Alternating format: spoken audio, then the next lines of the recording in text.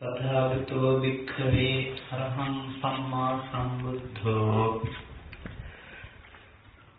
द्विधम्मदेशना पर्यायेन भवन्ति इति।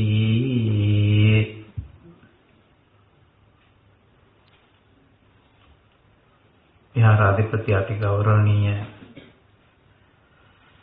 नायक स्वामीන් වහන්සේගෙන් අවසර අපට මෙම ධර්ම දේශනා මාලාව සඳහා ආරම්භ කළා වූ කොළඹ සමිතියෙහි සමාජිකත්වයේ මූලිකව සිටින ප්‍රධාන අනුග්‍රහක බවතුන් ඇතුළත් කොට ඇති අපට සවන් දෙන්නට කැමැති සදහවර පෙන්වතුනි, ඔබට වැටහි තිබෙන්නට ඕනේ මේ තවත් සම්ප්‍රදායානුකූල ධර්ම දේශනාවක් නෙවෙයි කියලා. තවත් කොතනක හරි කියන තවත් බණක් නෙවෙයි කියන එක තේරුම් ගන්න තියෙන්න ඕන. අපි ඔබ හමුවන්නේ ඊළඟ පුළුල් දරුතකින්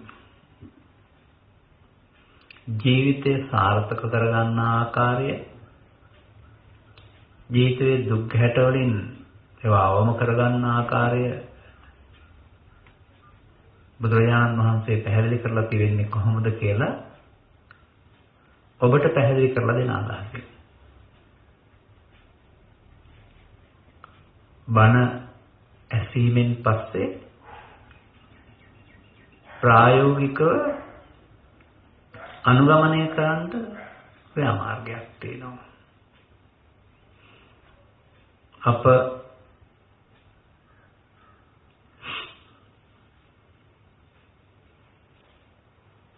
එදිනෙදා ජීවිතයේදී යම් ක්‍රියාමාර්ගයක් අනුගමනය කරනවද? ඔබ හැම දිනාටමත් සදහම්හි ගැඹුරු වැටහුණයින් පසුව එදිනෙදා ජීවිතයේදී අනුගමනය කරන්න ප්‍රතිපදාවක් තිබෙනවා. මොකද මම කරන්න ඕන කියන ප්‍රශ්නය අහන තාක්කල් කරුණ වටහාගෙන නැහැ. කරුණ වටහාගත්තාම කරන්න ඕන දෙයට පෙළඹෙනව නැත්නම් ඒ කරුණ ආරම්භ කරන වරුණාම අර වගේ ප්‍රශ්නයකට වටිනාකමකුත් නැහැ එතනදී.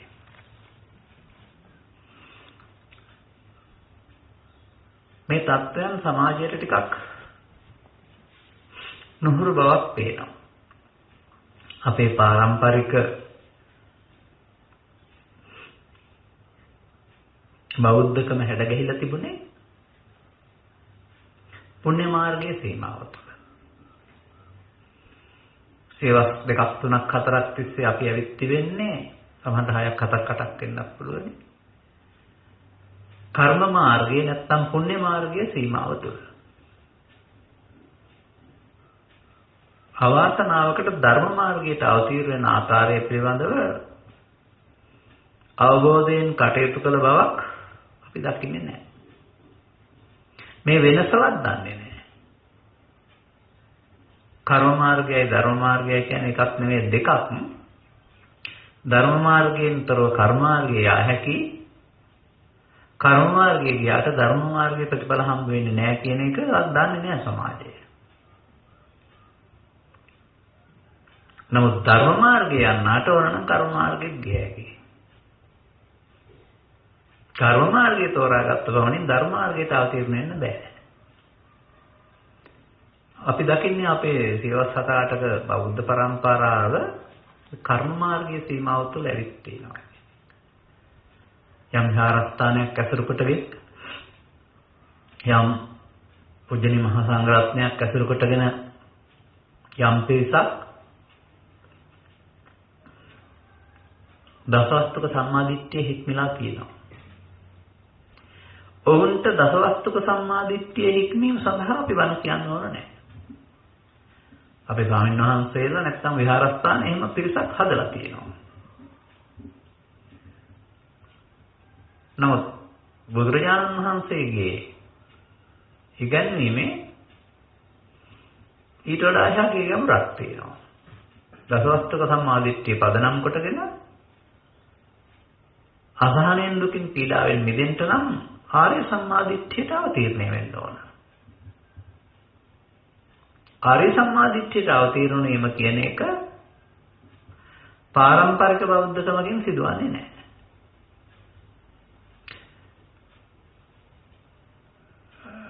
බහුකාර වැනි සූත්‍රවල සඳහන් කරලා තිබෙන්නේ මේ සඳහා මූලික කරුණු දෙකක අවශ්‍යතාවයක්. සත්පුරුෂ ආශ්‍රය සහ සද්ධර්ම ශ්‍රවණය. අනතුරුව තමයි තුන්වෙනි හතරවෙනි ක්‍රියාමාර්ග වලට යන්න පුළුවන්. අනේ තුන්වෙනි හතරවෙනි ක්‍රියාමාර්ග වලට නොගිය බෞද්ධකමක් තමයි අපට පරපුරෙන් ලැබිලා තිබෙන්නේ. මෙතනයි අපි ඉන්නේ.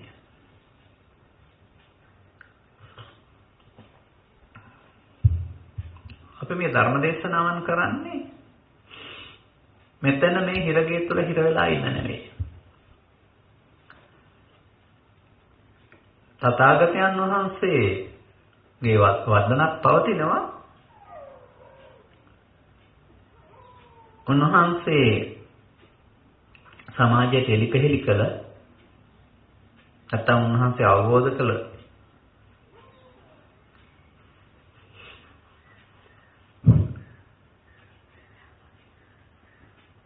සද්ධර්මයේ කියන එක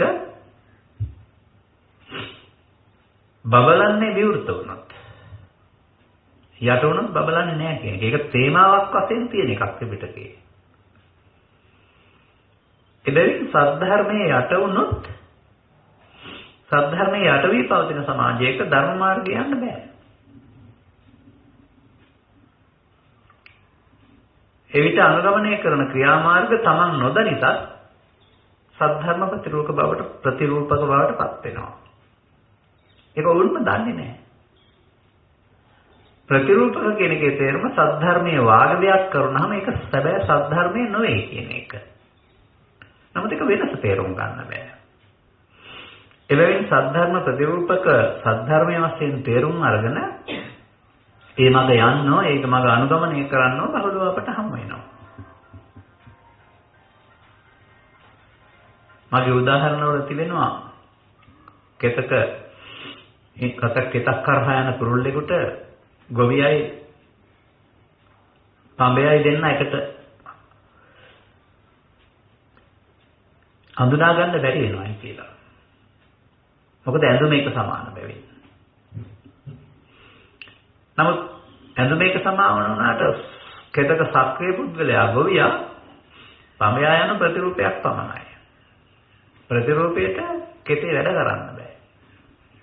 ඒ වගේ මේ බුදු සමයේ පුණ්‍යක්ෂේත්‍රය තුල ලැබෙන්න තිබෙනා වූ නිවීම සැනසීම අසත් ධර්මයකට ලබා දෙන්න බෑ. ඒ ලබා දිය හැක්කේ සද්ධර්මයට පමණයි.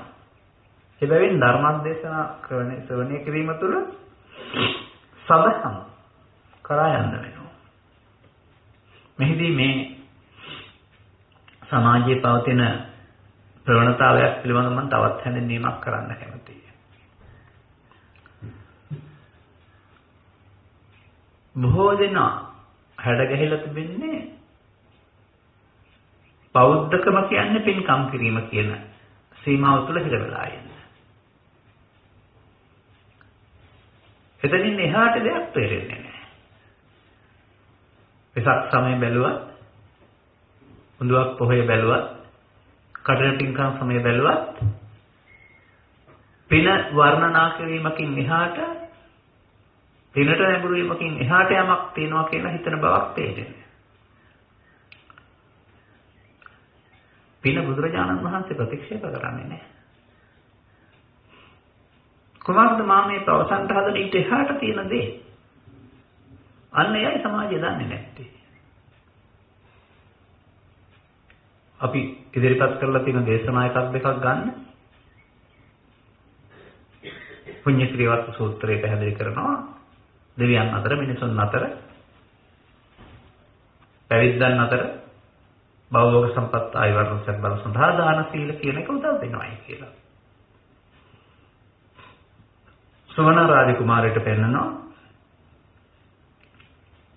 දෙදෙනෙක් සම්බන්ධ කතාවක් අරගෙන පැවිදි වුණත් දෙවියන් අතර හිටියත් ජීවිතේ ඉපදුණත් ඔහුට ආයවර්ණ සැපවර කියන අවුල සම්පත් හිමි වුණේ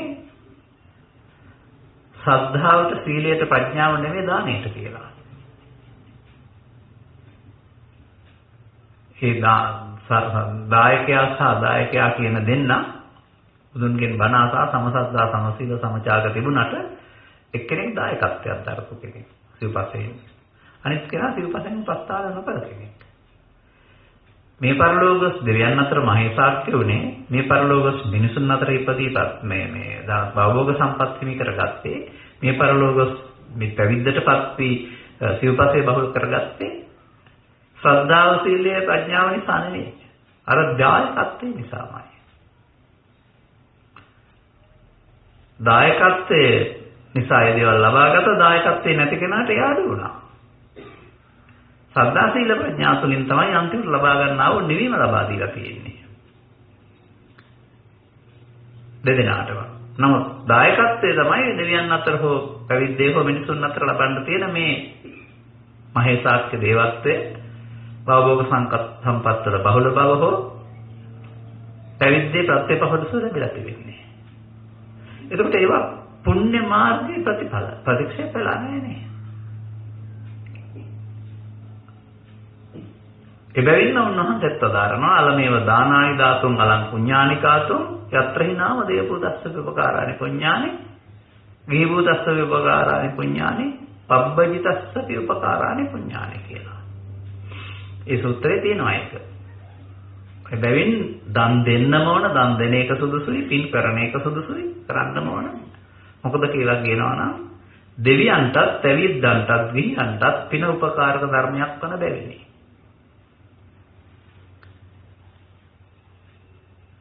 මේ ධර්ම දේශනාව මම මෙහෙම කරන්න හිතුවේ නැහැ. ඊයේ හවසත් අද උදෑසන පසුවත් මම වෙනත් ඉලක්කයක් ඔස්සේ යමින් සිටියේ. ඒ වුණාට අපට මේ ගමනට පෙර දුරකථනයෙන් කිසියම් කතා බහක් ඇති වුණා සංවිධායක මණ්ඩලයත් සමග. එහි ප්‍රතිඵලය වශයෙන් තමයි මම මේ සරල කරුණු පැත්තකට යන්නේ. සරල නෑ මේක ඇත්තටම. තව දේශනා පහක්වත් අහලා තේරුම් ගන්න වෙයි. නමුත් මේ කරුණ කියන්න ඕන කියන අදහසට මම ආවේ ඊට පස්සේ. නැත්තම් මේ තේමාව කාර්යයකට ගොඩ වෙනකොට මගේ හිතේ තිබුණේ නෑ. කොහොමද මම කියන්න උත්සාහ කරන්නේ? අපේ ස්වාමීන් වහන්සේලා සිල් සමාදන් වෙන ඕසෝසියන් නිවෙස්වල ඉන්න පරිත්‍යාගශීලී බොහොම සදහැවත් පිළිට බරයි. එබැවින් මේ පුණ්‍ය කර්මයන්ට ඔවුන්ගේ චේතනාවේ තියෙන පාරිශුද්ධත්වය අනුව පාරිශුද්ධත්වයේ 100ක් නැහැ හැමෝම ගාව යහපතුත් නැහැ. ඒකයි පාරිශුද්ධත්වය අනුව කියලා කියන්නේ. පරාර්ථකාමීත්වය අනුව උන්ට විපාක හිමි වෙයි. බුදුන් වහන්සේ පින් කරන්න එපා කියලා එහෙම නැහැ.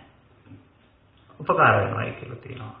හැබැයි උන්වහන්සේ විශේෂ කාරණයක් දේශනා කරලා තියෙනවා. ඒක අපේ අවධානයෙන් බැහැර වෙලා. ගාථාව දන්නවා.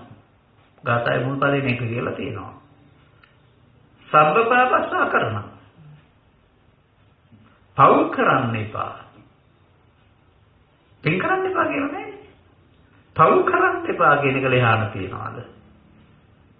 කියන්නේ අපි පව් කරන්නේ නැහැ කියලා කියන එක නෙමෙයි මෙතන ඇත්ත සිද්ධිය. පෘථග්ජන කියන එකේ තේරුම පව් හොපින් සිද්ධ වෙන කියන එක. එබැවින් මා දකින්නේ බුදුරජාණන් වහන්සේගේ ඉගැන්වීම පින් කරන්න කියන එක නෙවෙයි. පව් කරන්න එපා කියන එක. අන්‍ය ආගමික ශාසනවල පවා පින් කරනවා කියන එක තියෙන්න පුළුවන් පින් කියන වචනේ නැතුව. මම දකිනවා බුදුරජාණන් වහන්සේගේ ඉගැන්වීම පැහැදිලි කර ගන්න අතුරු කෙනෙකුට පවෙන් වළකින්න බැරි බව. අන්න අපි හොයාගන්න ඕන කාරණේ ඒක. අර අපේ බෞද්ධ පින්නතුන් කියාවි අපි මොකටද පන්සල් යන්නේ? අපි වරදක් කරන්නේ නැහැ, හොරකම් කරන්නේ නැහැ. එහෙම කියලා Taman පාරිශුද්ධත්වයට පත්වන අය ඉන්නවා සමාජයේ ගෙවල් දොරවල්. පව් කරන්නේ නැහැ කියන්නේ. නමුත් ඒ නොදන්නකමට කියන්නේ. තරහ එනවා කියන්නේ පව් සිද්ධ වෙනව නෙමෙයිද? කේලමක් කියනවා කියන්නේ පව් සිද්ධ වෙනව නෙමෙයිද? පලිගන්න හිතනවා කියන්නේ පව් කරනව නෙමෙයිද? දේශපාලන වශයෙන් විරුද්ධවාදීන්ව ඉන්නවයි කියන්නේ පව් සිද්ධ වෙනවා කියන එක නෙමෙයිද? කලකෝලහල අඩනවර ගෙවල් වල අමුතරේ නගර තියනවා කියන්නේ පව් සිද්ධ වෙනව නෙමෙයිද? මේ නිරන්තරයෙන් සිතින් කයන අතරින් පෘථග්ජනයා කියලා කියන්නේ පින් වලට වඩා පව් කරන කෙනෙක්. ඒ නිසා මගේ මේ මාතෘකා පාඨය ටිකක් අමුතු එකක්.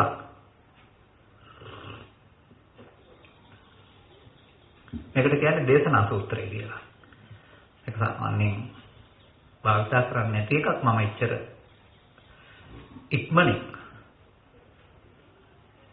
ඒ සඳහන් වෙන පොඩි කරුණක්.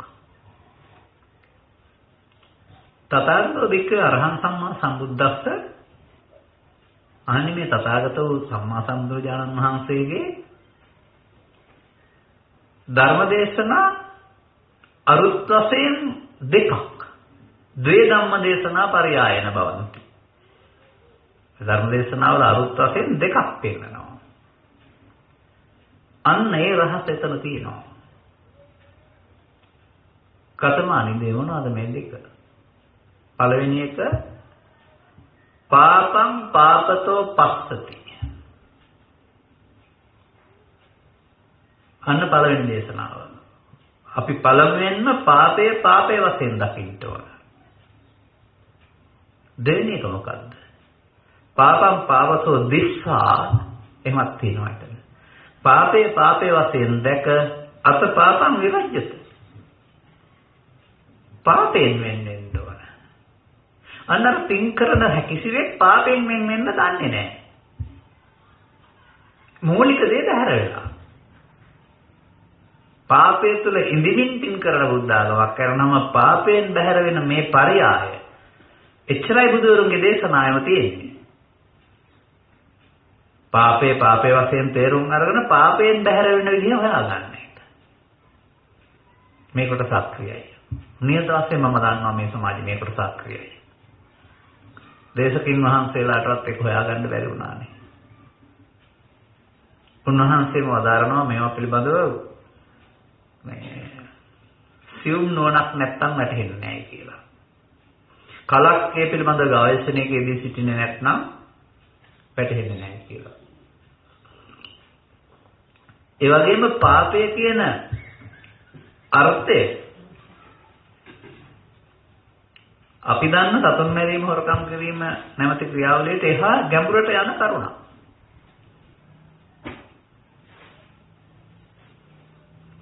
මෙබැවින් මේ සමාජයේ ජීවත් වීමේදී සකස් වී තියෙන සමාජයේ යහපත් මව්පියන් යහපත් දූ දරුවන් හැදීම යහපත් ගුරුවරුන් ඒ සමාජයේ හැමග යැවීම පූජ්‍යපක්ෂයේ වුන් යහපත් පුරවැසියන් වශයෙන් නීතිය තුල හෝ පෞද්ගලිකත්වය තුල හික්මීම කියන මේවා යම් මට්ටමකට කෙරීගෙන පවතිනවා.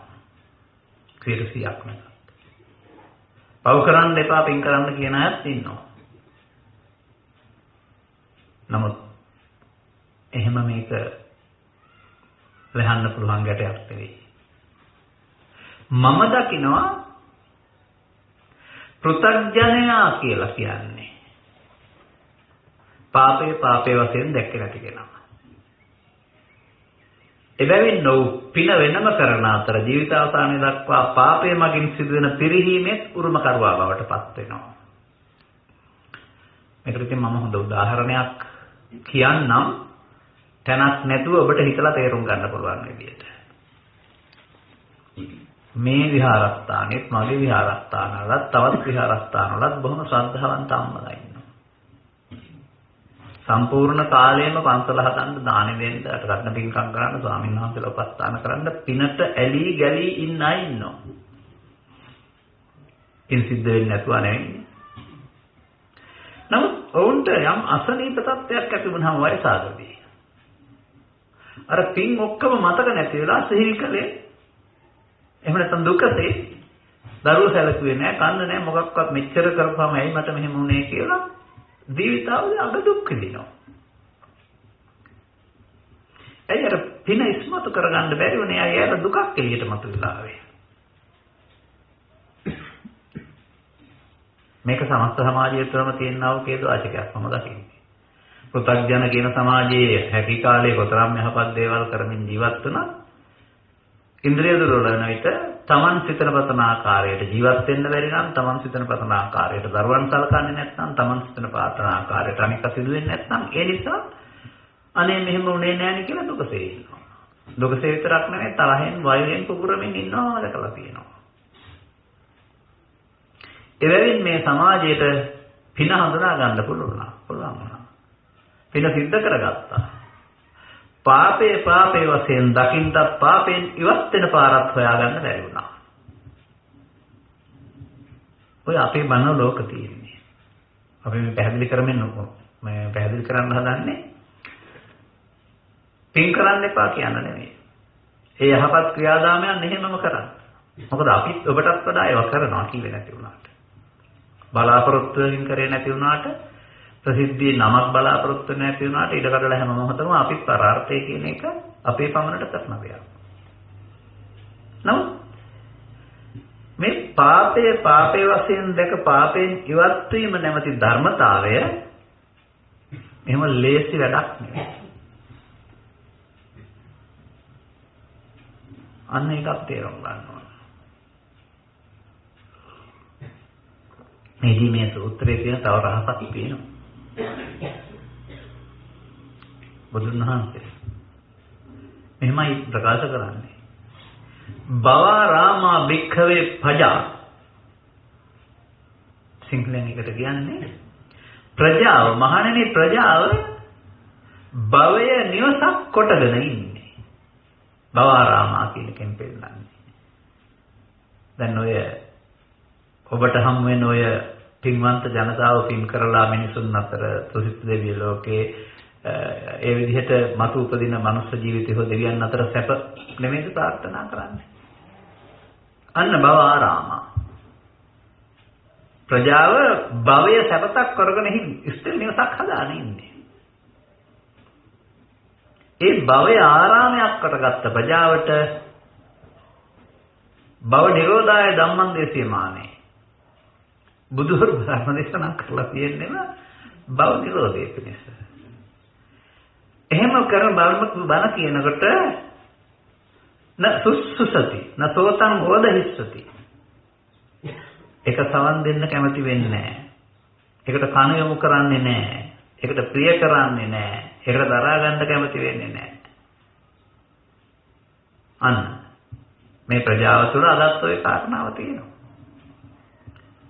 ඔබට මේ බණ රස වුණාට මේ සමහර විට ඔබ මේ වැඩි දෙනෙක් මේ ගමේ යනවන් දෙන්න පුළුවන්. බණහන්ට එන්නේ ඇතින් අය. ගමේ අයට තාමත් ඒ පිළිබඳව වටකාරකමක් නැහැ.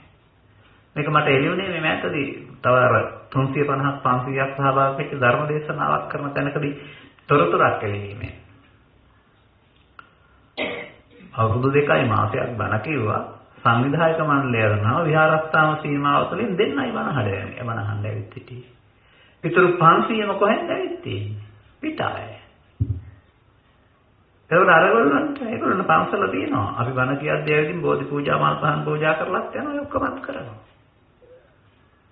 ඔවුන්ට පිනෙන්නේ හාට බුද්ධ ආගමක් නැහැ. ඕන නැහැ.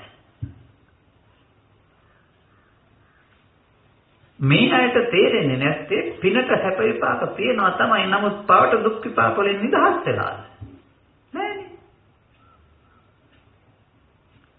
පුතග්ජනයයි කියන පුද්ගලයා අතල පිනට විපාක තියෙයි දොර ඇරුණොත්. නමුත් ළමා කාලේ ඉස්ස මරණාසන්නය දක්වාම සිදුවෙන්නේ ලෝභයෙන්, ද්වේෂයෙන්, මෝහයෙන් වැඩෙමින් යන එක. පින් කළත් අරක වැඩෙනවා. විචාකාවගේ කතාව ඔබට අන්දිලා තියෙනවා නම් මගේ ඒකේ පෙන්වන තේමාවේ පෙන්වන්නේ ළමා කාලයේ සිට මහලු කාලය දක්වා පුතග්ජන භාවයකට ජීවත් වීමේදී ඇලීම් සංඛ්‍යාව ඉහළ යනවාද? ඇලීම් හෝ ගැටීම්. දෙකමයි මේ අල්ලා ගැනීම කියන වචනෙන් පෙන්නන්නේ. ඒ ඉහළ යන තරමට ජීවිතයේ දුක් වැඩි වෙනවා. අල්ලා ගැනීම 100ක් ඇද්ද දුක් 100ක් ඇද්ද. මෙන්න මේ පිනට කැමති පුතග්ජනයා පින් කරන්නේ නැති පුතග්ජනයා දෙන්නාම මේ අල්ලා ගැනීම සංඛ්‍යාව ඔස්සේ ජීවිතය ගත කරනවා අගට. ඒ වෙනින් ජීවිතය අගදී මුහුණ දෙන්න සිදුවෙන සිද්ධීන් කෙරෙහි උපේක්ෂා සහගතව මුහුණ දෙන්න අවබෝධයක් ලබාගෙන නැහැ. නොලබ දේවල් ගැන දුක් විඳිනවා. දරුවෝ බලයි කියලා බලාපොරොත්තු වෙනවා නොබැලුවොත් දුක් විඳිනවා. එක දරුවෙක් තරහ වෙලා ඉන්නවා. එක්ක මට ඇයි මෙහෙම වුනේ කියලා කියනවා. මෙච්චර පින්කම් කරපො මට. එබැවින් මේ භව ආරාමයේ හැදිලා තියෙන්නේ කොහොමද? භව නිරෝධාය ධම්මං දේශීමානේ තේරුම් ගන්නේ කොහොමද? මේවා අපි හොයන්න ඕන කරුණු. මේවා හොයන්න යනකොට විශේෂයෙන් තේරුම් ගත යුතු රහසක් තියෙනවා. මේ රහස වැරදි ආකාරයකට සමාජය තාමත් පරිහරණය කරමින් සිටින නිසා මේ කඩතිරෙන් එහාට යන්න බෑ සමාජයට. ඒ රහස පසුගිය කාලේදී අපි වෙන ආකාරයකින් පැහැදිලි කළා. නමුත් ඒක හොඳටම තියෙන තැනක් මම හොයාන දැන් මාසයක් දෙකක් තුනක් නැත්තම් බහුගේ වෙසක් වල ඉඳලා ඒක කියනවා. ඒක ඔබ අමතක කරන්න එපා. ඔබ අසායදී නමුත් යලිත් මම මතක් කරන්නම් කියපු වචනයක් නැවත කීවායි කියලා හිතන්න එපා. මේක අනිවාර්යෙන්ම මතකයේ තබා ගත යුතු රහසක්. මේ ධර්ම මාර්ගයට අවතීර්ණ වීම සඳහා එහෙම නැත්නම් මේ පවෙන් වෙන්නීම සඳහා අනිවාර්යයෙන්ම දැනගත යුතු කරුණක්. මුලාශ්‍රය මෙහෙමයි. වාදෙහි දක්ෂයෙක් වුණ සත්‍යක බුදුන් වහන්සේ හමුවට නොගොස් යන්නේ අස්සජි මහ රහතන් වහන්සේ ළඟට. ප්‍රශ්නේ තමයි ශ්‍රවණ බවත් ගෞතමින් ශ්‍රාවකින් හික්මීම සඳහා භාවිතා කරන්නා වූ ක්‍රමෝපාය කුමක්ද? මේ ප්‍රශ්නේමයි බුදුරජාණන් වහන්සේ ළඟත් සත්‍යක විමසලා තිබෙන්නේ. දෙදෙනාම දී තියෙන එක උත්තරයක්. මේ උත්තරයෙන් පෙන්වන මාවත මේ බුද්ධ ශාසනය තුල නැහැ. ඔන්න රහස. කොහොමද පෙන්වන මාවත? අස්සජි මහරහතන් වහන්සේ කියනවා ශ්‍රමණ බවත් ගෞතමයෝ භික්ෂු භික්ෂුණී උපාසක උපාසිකා කියන හතරගොල්ලට තමයි ශ්‍රාවක කියලා කියන්නේ. සවන් දෙන්න.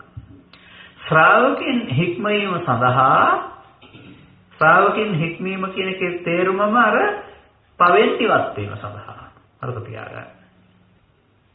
භාවිතා කරනු ලබන්නේ පංචස්කන්ධය අනිත්‍ය අනාත්ම වශයෙන් බලන්න කියන මූල ධර්මය. සියලු සංස්කාරයන් අනිත්‍ය වශයෙන් දකින්න කියන මූල ධර්මයයි බුදුරජාණන් වහන්සේ භාවිතා කරන්නේ. අන්න බුදුරජාණන් වහන්සේ ශ්‍රාවකයන් හික්මීම සඳහා භාවිතා කළා වූ මේ පංචස්කන්ධය අනිත්‍ය අනාත්ම වශයෙන් බලන උසස් දහම මේ සමාජයේ 100%ක්ම බැහැර වී තිබුණ එකක්. වර්තමානයේ සමහරට 100ට එකක් හෝ දෙකක් නම් දශමයක් තුළ වගේ තියෙන්න පුළුවන්. එවිට පංචස්කන්ධය අනිත්‍ය අනාත්ම වශයෙන් බලන ශ්‍රාවකයන් හික්මේ ප්‍රතිපදාව යටගොස් ඒ වෙනුවට උන්ට අනුගමනය කරන්න පුළුවන් විකල්ප ප්‍රතිපදා සංඛ්‍යාවක් තමයි සසුනේ අවුරුදු පසුගිය 7 800 900ම තිස්සේ තිබුණේ කියලා මම හිතන්නේ. අන්න ඒ ශික්ෂණයේ අනතුරුව දසවස්තුක සම්මාදිට්ඨියට යටත් වෙනවා. ඒ ශික්ෂණයේ අනතුරුව පුද්ගල සංවරයට යටත් වෙනවා. එවිට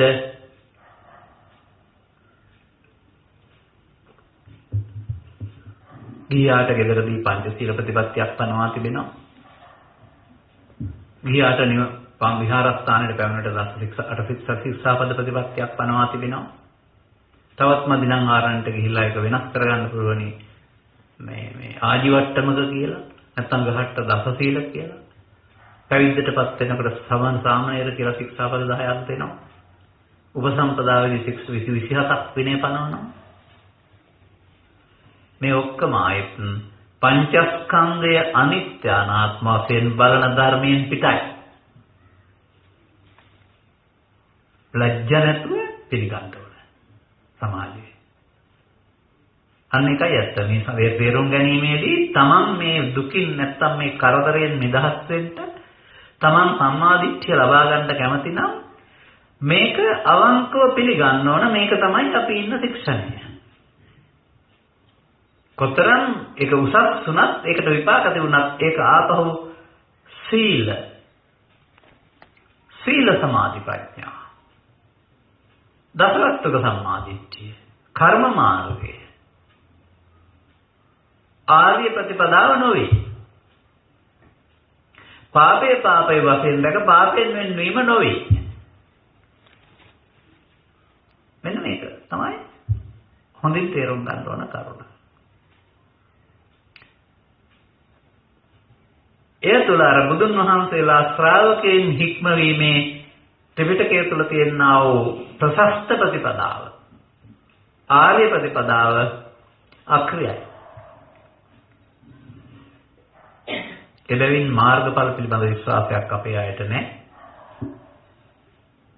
මාර්ගඵල අනාගත බුදුහාමුදුරන්ගේ ශාසනය ලබන්නට එතෙක් මිනිසුන් අතර හෝ දෙවියන් අතර ජීවත් වෙන්නට පින් කරන තැනකට වැටුණ බුද්ධාගමක ඉඳලා අපි නැගිටින්න ඕන. මතක තියාගන්න. මෙහිදී මට යම් දේවල් කියන්න හිතෙනවා. සමහර විට ප්‍රථම වතාවට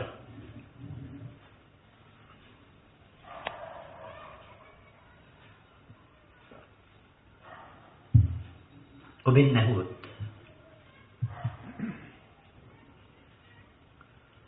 සංඝ වේදේ කියන්නේ මොකක්ද කියලා. ඔබ නියත වශයෙන්ම කියනවා හාමුදුරුවෝ තරහ වෙන එක කියලා.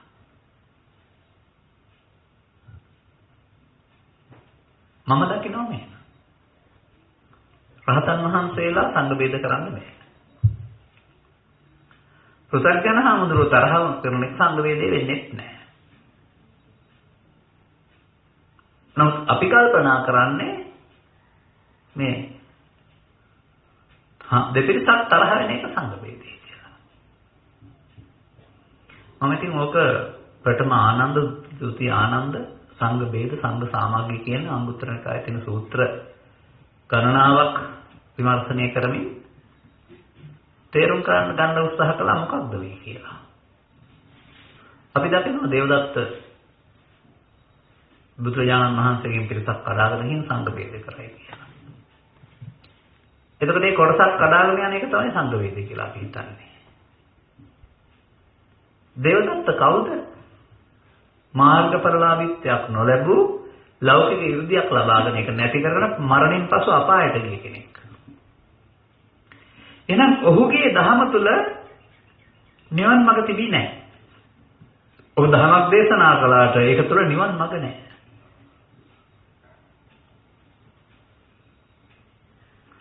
ත්‍රිපිටකයේ සංඝ වේදේ විග්‍රහ කරන්නේ කොහොමද කියලා ඔබ දන්නවද? බුදුහාමුදුරන්ගෙන් අහනවා සංඝ වේදෝ ච උච්චති කිත්තවතානකෝ දෙති සංඝ වේදෝ හොති කියලා. වචනේ සමහරට ඊට වෙනස්ව තියෙන්න පුළුවන් මම කියපු එක. බුදුහාමුදුරුව අරුද්දක් කළා තිබෙන්නේ ධර්මය අධර්මය කරයිද? විනය අවිනය කරයිද? නොදෙසූ දහම් දෙසූ දහම් කරයිද? දෙසූ දහම් නොදෙසූ දහම් කරයිද? භාෂිතය අභාෂිතයක් කරයිද බුදුන් වහන්සේගේ? අභාෂිතය භාෂිතය කරයිද? මෙන්න මෙන්න කරුණු 10කට යටත්ව උදර පෝෂණය සඳහා ධර්මය යොදා ගන්නවා. ධර්ම විනය අත්හැරෙනවා. ධර්මය අධර්මය වෙනවා. එතකොට සිදුවෙන දේ මොකද්ද?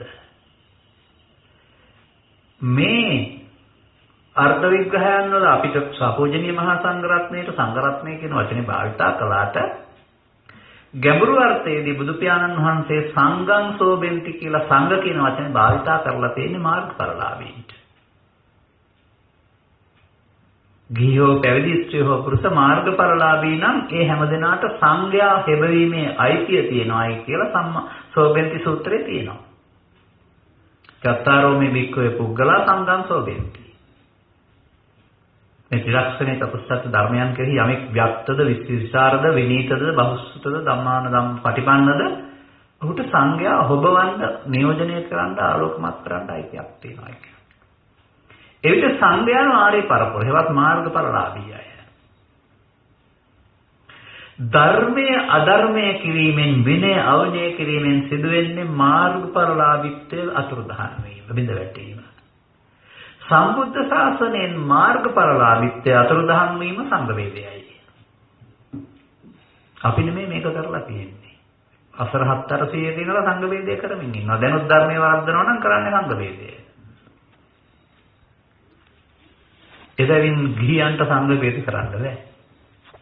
මේ සංඝ වේදයේ තියෙන ආනන්තරය අකුසල කර්මය කරන්නේ කවුද? කවුරු හරි මේ මාර්ගඵලාමිත්‍ය බිඳ වැටෙන බණක් කියනවා නම් වරද්දලා. කවුන් එදා සිට අද දක්වාම සංඝ වේදය කරමින් ඉන්නේ. අපිට දැන් ඕන සංඝ වේදය කරන්න නෙමෙයි.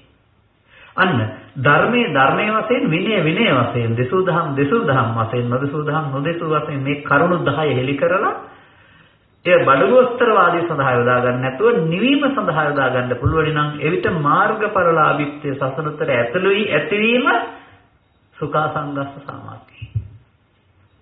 සංඝ සමාධියයි. සමර්ථානන්ත පොසුකෝ ඒ මාර්ගඵලලාභී වුණායට කාමරාග ව්‍යාපාද තුනී කරමින් විනාශ කරමින් යන තපස සැපයි. අනිත් පැයට ඒක සැප නැහැ.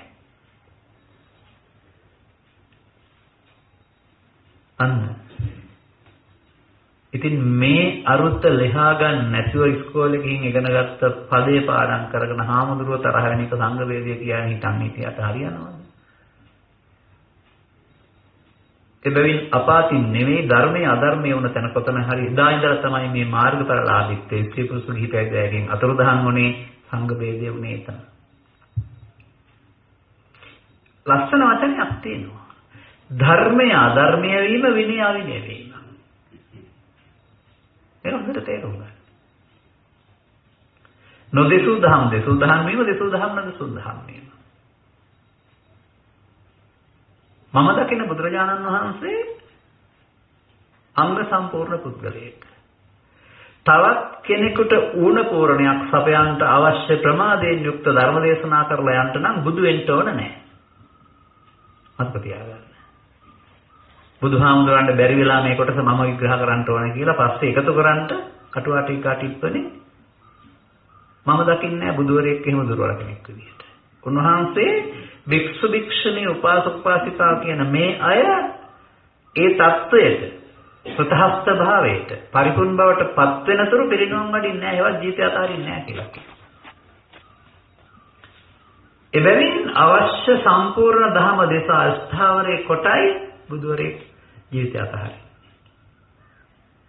ඒ වුණාට අපි අද භාවිතා කරන ධර්ම වලින් පස්සේ එකතු කරපු ශ්‍රාවක භාෂිත කොච්චර තියෙනවද? සංගායනාවලදී පවා මේවා බුද්ධ භාෂිත වශයෙන් පිළිගන්න තීරණය කරයි කියලා කියනවා. හොඳයි ඔවුන් පෘථග්ජනයි නම් රහතුන් නොවේ නම් බෞද්ධයන් විය හැකියෝ. නොදෙසූ දහම් නොවිය හැකිද අපට එකතු කරලා තියෙන්නේ. සින්සපා පත්‍ර උදාහරණයක් ගන්න. සින්සපා කියන්නේ ඔබ දන්න ඇටේරියා වලට ඇටේරියා වනයේට සින්සපා වනය කියන්නේ. සින්සපා වනයේ ඉන්නකොට තමයි උන්වහන්සේ ඇටේරියා වලට එකක් අදට ගන්නෙ. අරන් කියන්නේ මේවා දෙසූ දහම්. නොදෙසූ දහම් තව කැලේ වුණ තරම් තියෙනවා. නොදෙසූ දහම් කැලේ තියෙන ඇටේරියා වල වගේ දෙසූ දහම් අතේ තියෙන ඇටේරියා වලට වගේ. නමුත් සත්‍ය තේරුම් ගන්න මේ දෙසූ දහම් ටික ඇති. අර කැලේ තියෙන ඇටේරියා කියලා ඕන නැති නිසායි පැහැදිලි කරේ නැත්තේ. පසු කාලීනව මේ කැලේ තියෙන ඇටේරියා වල හොයාගත්ත අය තමයි මේ පොත් ගොඩාක් පුරවලා අපිට යන්න බැරි තරම් ලොකු අමාරුවක් අපි දාලා තියෙන්නේ. කරන්න බැරි දේවල් ගොඩක්. මේක හොඳට තේරුම් ගන්න ඕන නැත්නම් මේ සියල්ල බුද්ධ භාෂිත කියන්නේ අර කුණු ගොඩෙන් ටිකයි මේ කුණු ගොඩෙන් ටිකයි අර භාවනාන් ටිකයි මේ භාවනාන් ටිකයි සේරම කරන්න යනවා. ඔච්චර හුඟක් කරන්න දෙයක් නැහැ. වචන දෙකකින් කියන්නම් මම. පාපං පාපසෝ පස්සත පාපං පාපතෝ දිස්වාත පාපං විරජ්‍යත. මේ බුදු අරුන්ගේ තේමාව. එහෙම නැත්නම් මඤ්ඤමානෝකෝ බික්ඛු බද්දෝ මාරස්ස අමඤ්ඤමානෝ මුත්තෝ පාපිමතෝ. මම කොට ගැනීමෙන් මාරයාට බැඳේ මමකට නොගැනීමෙන් මායාවෙන් මිදේ. ඉතින් මේ දෙක ලෙස ගන්න. එහෙම පුංචි දෙයක් මේක. එබැවින් අප මේක තව ටිකක් එහාට අද තියෙන කාල සීමාවට අනුව ගහන්න වෙනවා. දැන් මම මේ ගත්ත මාතෘකාවට කාලය නැහැ. ඒ කාලේ වළංගු කරන්න පුළුවන් එකක් නෙවෙයි මේක. පැය 5ක් විතර කියන්න පුළුවන් කරුණක්. යම් යම් කරුණු ටිකක් මම ඔබට කියන්නම් අද. හැබැයි අංග සම්පූර්ණව නොයැටෙන්න පුළුවන්. තව කීපතාවක් සමන් වෙන්න. අපි යමු.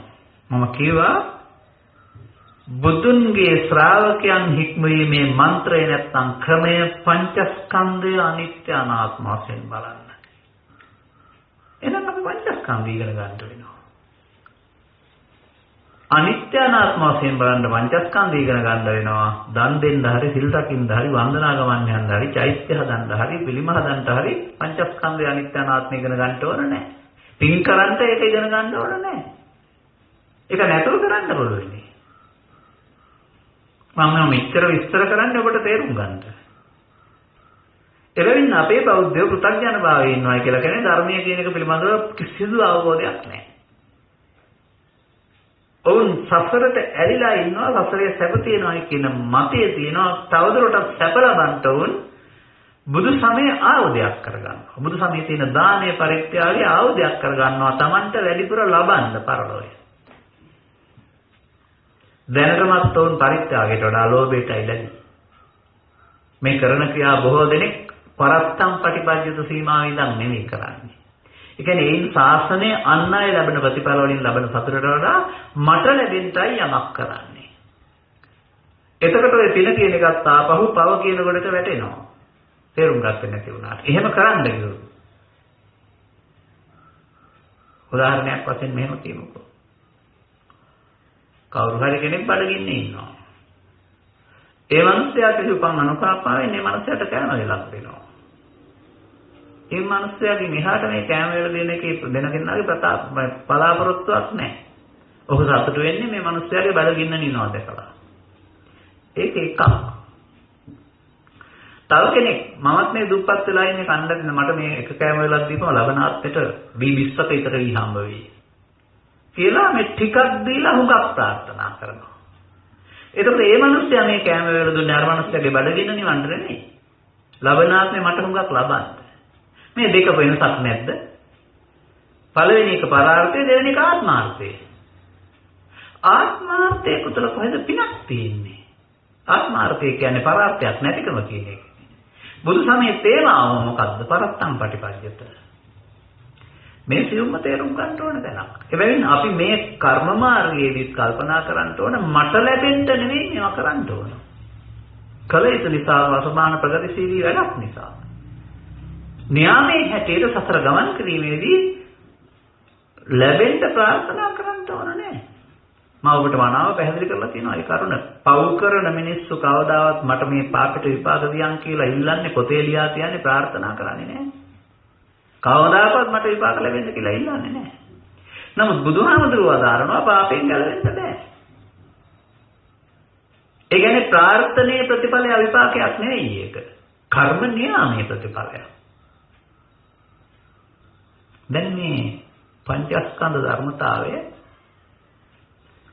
විග්‍රහ වෙන ආකාරයේ පවතින මූලික දෝෂයක් තියෙනවා. එපමණක් නෙවෙයි. බුදු සමයේ ගැඹුරු දහම් මේ ධර්ම පැත්තට යනකොට ධර්ම මාර්ගයට යන විට තියෙන කොටස් ආරි සත්‍යයට තියෙන කොටස් අපි මේ දකින්න ඇසේ සීමාව ඉක්මවා ගිහින් දකින්න ඕන. ඒක මම කෙටියෙන් විස්තර කරන්නේ මෙහෙමයි. බුදු සමයේ උගන්වන ත්‍රිලක්ෂණය පංචස්කන්ධය තුල දකින්න ඔබ දැනවත් වෙන්න ඕන. බුදු සමය තුළ ගන්න චතුරාර්ය සත්‍ය පංචස්කන්ධය තුළ දකින්න ඔබ දැකීමෙන් යුක්ත වෙන්න වෙනවා. බුදු සමය උගන්වන පටිච්චසමුප්පාදය පංචස්කන්ධය තුළ දකින්න ඔබ දැක්මෙන් දිනු වෙන්න වෙනවා. මේකක්වත් නැහැ සමාජයේ. මේකක්වත් නැහැ සමාජයේ. මෙහෙම ගන්න. පාසල් ගියා. තාම පාසල් ගියා. පටිච්චසමුප්පාදය ඉගෙන ගත්තා. අවිද්‍යාව පත්‍ය සංඛාරා සංඛාර පත්‍ය විඥානං. අවිද්‍යාව නිසා කුසල කුසල කර්මයන් රැස් කරනවා. රැස් කරලා මව කුසේ ප්‍රතිසන්දි ගන්නවා සංඛාර පත්‍ය විඥානං. ඊට පස්සේ ඉපදිලා නාම රූප හදා ගන්නවා. ප්‍රසාද හයක් හදා ගන්නවා ආයතන. ඒවට ස්පර්ශ වෙනවා. ඒවට තණ්හා කරලා උපාදාන භව කර ගන්නවා. ආපහු ඒ නිසා නැවත උපදිනවා ඊළඟ ජීවිතේ. ඉවදුනහම ජරා මරණ සිද්ධ වෙනවා. අතීත ජීවිතයයි මේ ජීවිතයයි අනාගත ජීවිතයයි අන්න 12ට ගැලපු පාසල් පොතේ තියෙන පටිච්චසමුපාදයක් පාඩම් කරගෙන ඉතින් අපි පටිච්චසමුපාදය දන්නවයි කියලා හිතනවා. ඔබ දන්නවද මේ පටිච්චසමුපාදයේ වදන් පෙළක් විතරයි බලංගු නැහැ කියලා? ප්‍රායෝගිකව ක්‍රියාත්මක කරන්න බෑ කියලා දන්නවද? කිසිවෙක් දන්නේ නැහැ.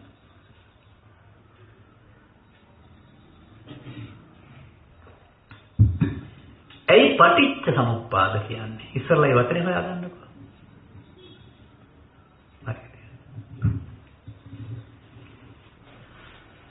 බලන්න පාළියේ තියෙනවා අර සංයෝජන සූත්‍රවල චක්කුංච පටිච්ච රූපේච uppajjati චක්ඛු විඥානං. ඇහැට රූපේ ස්පර්ශ වෙන එක තමයි පටිච්ච කියලා කියන්නේ. තව තැනක තියෙනවා ඉන්ද්‍රිය භාවනා සූත්‍රයේ චක්කුණා රූපං දිස්වා uppajjati මනාපං uppajjati අමනාපං uppajjati මනාපමනාපං සෝ ඕලාරිකං සංකතං පටිච්ච සමුප්පන්නං. ඇහැට රූපය දැක උපදින මනාපය හෝ අනාපය අමනාපය හෝ මනාප අමනාපය පටිච්ච සමුප්පන්න දෙයක්. පටිච්ච කියන්නේ මෙහෙම හමුවීම කියනකො. සමුප්පන්නත් තෝරගන්න. සමුප්පන්න සමුප්පාද නෙවෙයි. සම්උප්පන්න සමුප්පන්න වෙන්නේ. එකතු වීමෙන් උපදින. සම් කියන එකෙන් කියන්නේ බොහෝ කොටස බොහෝ දේවල් එකතු වීමෙන් හටගන්න. එතකොට පටිච්ච සමුප්පාදය කියලා කියන්නේ ඇහැට රූපයක් හමු වෙනකොට කනට ශබ්දයක් හමු වෙනකොට නාසයට ගන්ධයක් හමු වෙනකොට එතන සිදුවෙන සියුම් දහම. එතකොට ඒක පංචස්කන්ධය තුළ ගලපන්න පුළුවන්. ඔබ ඉගෙන ගත්ත පටිච්චසමුප්පාදයේ ජීවිත ආත්ම තුනකට ගලපනවා නේද? දැන් සද්ධර්මයේද අසද්ධර්මයේද මේක? කවදාවත් ওই පටිච්චසමුපාදයෙන් අවිද්‍යාව දුරු කරන්න බෑ. හරි? ඒක හදව පටිච්චසමුපාදයක් කරනවා. සරේ පටිච්චසමුපාදේ නෙවෙයි. අපි හිතන්නේ පටිච්චසමුපාදේ පොතේ තියෙන එකක් කියලා. මට තේරෙන්නේ ඔබ යම් මොහතක මේ සමාජයේ ජීවත් වෙනකොට ඇස හෝ කන හෝ නාසය හෝ දිව හෝ කය හෝ සිත භාවිතා කරයිද? එක්වරක් අරමුණු ගැනීම ඔබට බේරා ගන්න පුළුවන්ද තෝරා ගන්න?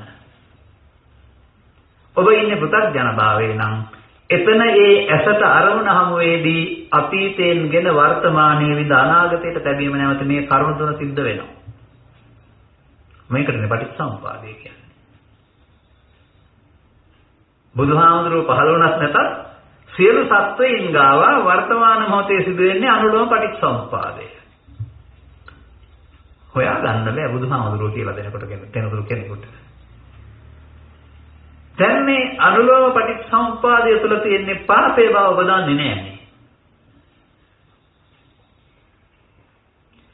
අනුතර උන්වහන්සේ පැහැදිලි කරනවා පටිච්චසමුප්පාදය දැකලා නිරෝධය දැකලා බුදු උනායි කියලා. පටිච්චසමුප්පාදේ අනුලෝම පැත්තට ගත්තාම අවිජ්ජා පත්‍ය සංඛාරා. පටිච්චසමුප්පාදේ පරිලෝම පැත්තට ගත්තාම අවිජ්ජා නිරෝධයෙන් සංඛාර නිරෝධය. එතකොට පටිච්චසමුප්පාදේ පරිලෝම වෙනවා. බුදුන් වහන්සේ ලෝට හඳුන්වා දුන්නේ පටිච්චසමුප්පාදේ පරිලෝමය. අනුලෝමය නෙවෙයි. කවුරු හරි මේ රටේ කවදා හරි දවසක ඔබට පෙන්වන්න ඕන පටිච්චසමුප්පාදේ පංචස්කන්ධය තුළට ගලපලා. මම පෙන්නමින් ඉන්නවා. මම නෙවෙයි මම කියන්නේ. තව කවුරු හරි තේරුම් ගත්තාම එහෙම වෙන්න ඕන. එතකොට පටිච්චසමුප්පාදයේ බුදු සමයේ මූලික ඉගැන්වීම නම් ඒක අපි ළඟ ඇහැට හමු වෙනකොට රූපයක් හමු වෙනකොට සිදුවෙන ක්‍රියාදාමයේ විස්තරය නම් විමර්ශනය නම් සිවුම්. අපි මේ පිළිබඳව හසල අවබෝධයක් නෙමෙයි අවමල් වේලෝක අවබෝධයක් නැත්නම් අපි කොහොමද ධර්මයේ දන්නවන්නේ? පටිච්චසමුප්පාද දකින්නේ කොහොමද?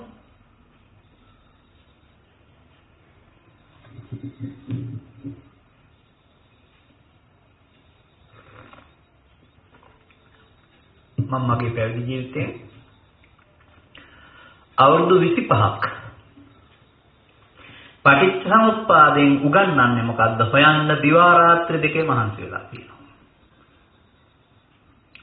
මම ඔබට පටිච්චසමුප්පාදයක් යම් ආකාරයෙන් කියලා දෙනවා නම් ඒකේ ගුරුවරයා මම මිසක් මට ඒක කවුරුත් කියලා දුන්නේ නැහැ. හැබැයි බුදුරජාණන් වහන්සේගේ මම ඒක දන්නවා පිළිගන්නවා. මගේ බණ නෙමෙයි මම බුදු බණ. ඔබ ඇත්තනම් පිළිගන්න ඕන. ඒක ගැඹුරුයි. ඒ වගේම මම ඔබට මතක් කළා පටිච්චසමුප්පාදේ වගේම ත්‍රිලක්ෂණය පංචස්කන්ධය තුළ විග්‍රහ කරන්න ඕන. මේ රටේ පංචස්කන්ධය තුළ ත්‍රිලක්ෂණ විග්‍රහ කිරීමක් නැහැ.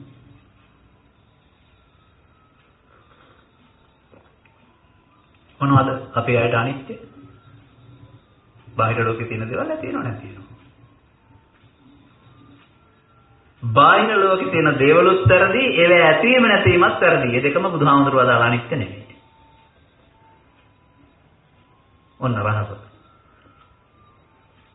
තාමත් මේ සමාජයේ කියන් හිතන් ඉන්නේ බුදුහාමුදුරුවෝ දාලා අනිත්‍ය කියන්නේ මොනවා හරි හැදිලා කැඩෙන එකට කියලා.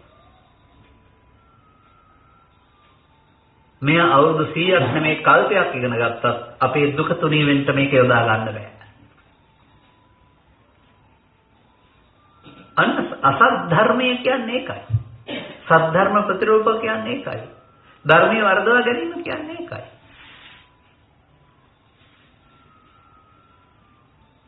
බුදුහාමුදුරුවෝ ත්‍රිපිටකය තුළ දේශනා කරලා තියෙන්නේ මොනවා අනිත්‍යයි බලන්න කියලාද? ඔබ ඒ හිතන විදිහට කෙනෙක් මේ ගියාම ඒක අනිත්‍ය වශයෙන් හිතන්න කියලා කියනවාද? හැදුන ගැරුණ දේවල් කවදා හරි දවසක කැඩීමේදී යනවා හිත හදාගන්න ඕවා. ඔකටයි බුදුහාමුදුරුවෝ අදාරලා තියෙන අනිත්‍ය කියලා දේශනා කරලා තියෙනවද?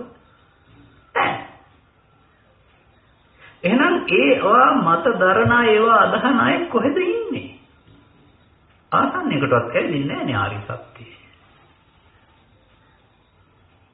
හැම තැනකදීම ත්‍රිපිටකයේ ස්කන්ධ වාග්යේ තියෙනවා. ඔබ මොකද මේ ගැන හිතන්නේ? ඒ තමයි අවබෝධ කරගත්ත බුදුරජාණන් වහන්සේ අත අවබෝධ කරගත්ත අනිත් අය සාකච්ඡා පවත්වන අයගෙන් අහන ප්‍රශ්නය. ඒ හැම ප්‍රශ්නේම තියෙන්නේ රූපය අනිත්‍යද නිට්ටයද, වේදනාව අනිත්‍ය නිට්ටද, සංඥාව අනිත්‍යද නිට්ටද, සංකාරය අනිත්‍යද නිට්ටද, විඥානය අනිත්‍යද නිට්ටද? හොඳට මතක තියාගන්න. රූප වේදනා සංඥා සංකාර විඥාන කියන පහට එන දේවල් ඇතුලේ තියෙන දෙයක් තමයි නිට්ටය හෝ අනිත්‍ය බව. ඉන් පිට කිසිදු බුදුහාමුදුරුවෝ දාලා අනිත්‍යක් කතා කරලා නැහැ. එබැවින් අපට බුදුරජාණන් වහන්සේ වදාළ අනිදුක්ඛ අනාත්මය තේරුම් ගන්න ආපහු පංචස්කන්ධය තේරුම් ගන්න වෙනවා. පංචස්කන්ධය තුරනේ තියෙන්නේ. යන්න සීල සූත්‍රයේ මොකද්ද කියලා තියෙන්නේ කියලා? සීලවතා කෝපනායස්මා මහා කොට්ටිත කතමේ ධම්මා යෝනිසෝ මනස්කාතබ්බාති.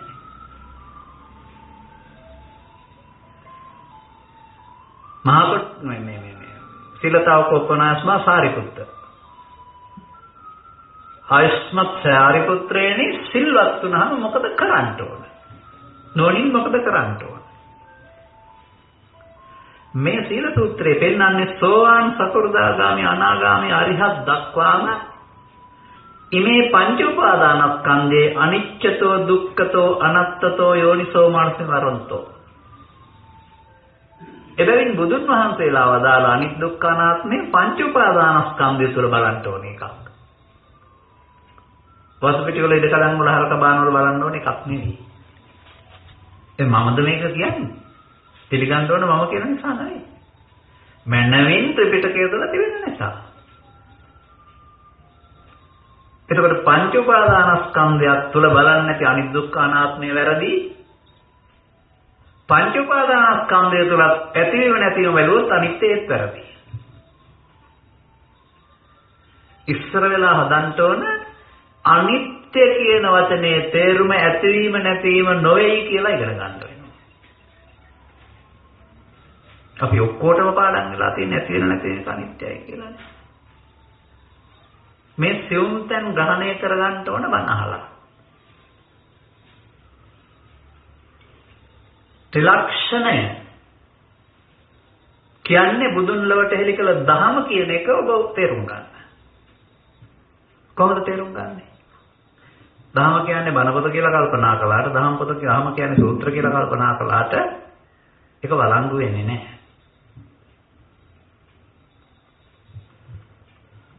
සරලව මම එතනත් ඔබට කියන්නම්.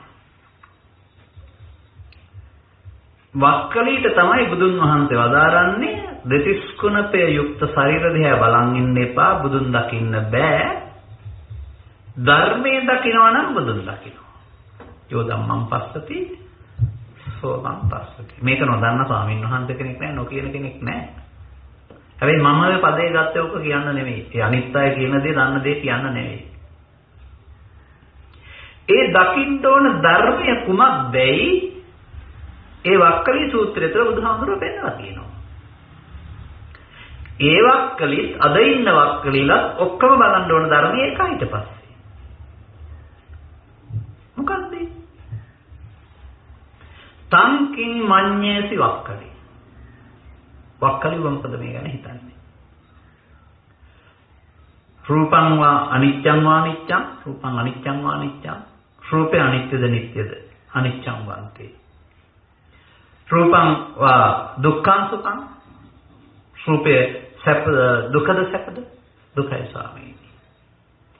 අනිත්‍ය වූ දුක් සහගත දෙයක් ආත්ම වශයෙන් ගැනීම සුදුසුද? නැත ස්වාමීනි, අනාත්මයි. එබැවින් අනිත්‍ය වූ දුක්ඛ අනාත්ම දෙයක් මගේ ආත්ම වශයෙන් ගැනීම සුදුසුද? බුදුහාමුදුරුවෝ ඊළඟට අහනවා. නැත ස්වාමීනි. එබැවින් දුර ළඟ අතීත වර්තමාන සියුම් සුකුමෝලාරික ආධ්‍යාත්මික බාහිර සියලු රූප නේතං මම නේතෝ හමස්මින් නොයතෝ අත්තාති සම්මප්පඤ්ඤාය දට්ඨබ්බං. මනානුවණින් දකින්න ඕනේ. ඒ ධර්මයේ දකීද බුදුන් දකී කියපු වක්කලෙට බුදුහාමුදුරුවෝ දේශනා කළපු ධර්මය රූප වේදනා සංඥා සංකාර විඥාන ස්කන්ධ පංචකයේ අනිත්‍ය අනාත්මය බලන්න. බලන්න අර සත්‍යක සූත්‍රයට ගැලපෙන්නේ නැද්ද කියලා. එවිට ධර්මයේ වන්නේ අනිත්‍ය දුක්ඛ අනාත්ම නම්. අනිත්‍ය දුක්ඛ අනාත්මයේ සරණින් තමයි දුකින් මිදෙන්නේ. දැන් පුතග්ජන පුද්ගලයාට ජීවිත කාලය පුරාම පින්දහම් කළත් අනිත්‍ය දුක්ඛ අනාත්මය වැටහෙනවද? පුතග්ජන කියන එකේ තේරුම උට පින නිට්ටයයි සුඛයි ආත්මයි කියන එක. පෞකාරයාගේ චරිත ලක්ෂණය පව නිට්ටයයි සුඛයි ආත්මයි. ධානලාභියාගේ ලෞකික චරිත ලක්ෂණය ධානය නිට්ටය සුඛයි ආත්මයි. සංසාරයේ හැදිලා තියෙන්නේ පවනිත් සුඛාත්මකට ගන්නාට අපාය තිරිසන් ලෝකය, පිනනිත් සුඛාත්මකට ගන්නාට මිනිස් ලෝකය සහ අදිව්‍ය ලෝකය, ධානනිත් සුඛාත්මකට ගන්නාට රූපී අරූපී භවතල. නිට්ඨ සුඛාත්මක සංකල්පය නැමැති මිත්‍යාව තුළ තමයි සංසාරය ගොනු වෙලා තියෙන්නේ. එතකොට නිට්ඨ සුඛාත්ම වශයෙන් අරගෙන සසරෙන් මිදෙන්න පුළුවන් කාටවත්.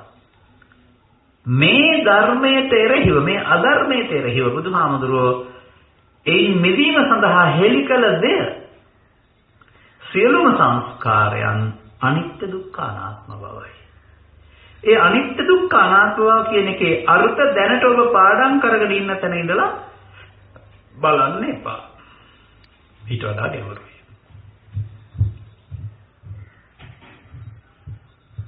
දැන් ඔබට මතක් වෙන්නේ අනිත්‍යවත සංඛාරා කියන ගාථාපදයයි. ගෙදර ඉන්න මృత කලෙවරේ සංඛාරයක්, ඒක මිනිස්සෙක් හිටියා දැන් මැරිලා අනිත්‍යයි. එහෙමනේ අපි ඒක පාවිච්චි කරන්නේ. එතනින් එහාට හිතන්න බැරි තරමට අපේ මොළේ ඔලොමොට්ටල වෙලා. ඔබට මේ ධර්ම දේශනාවල මොළේ ඉඳන්ම මා කියාගෙන එනවා සංඛාර කියන්නේ කුණු වලට කියලා.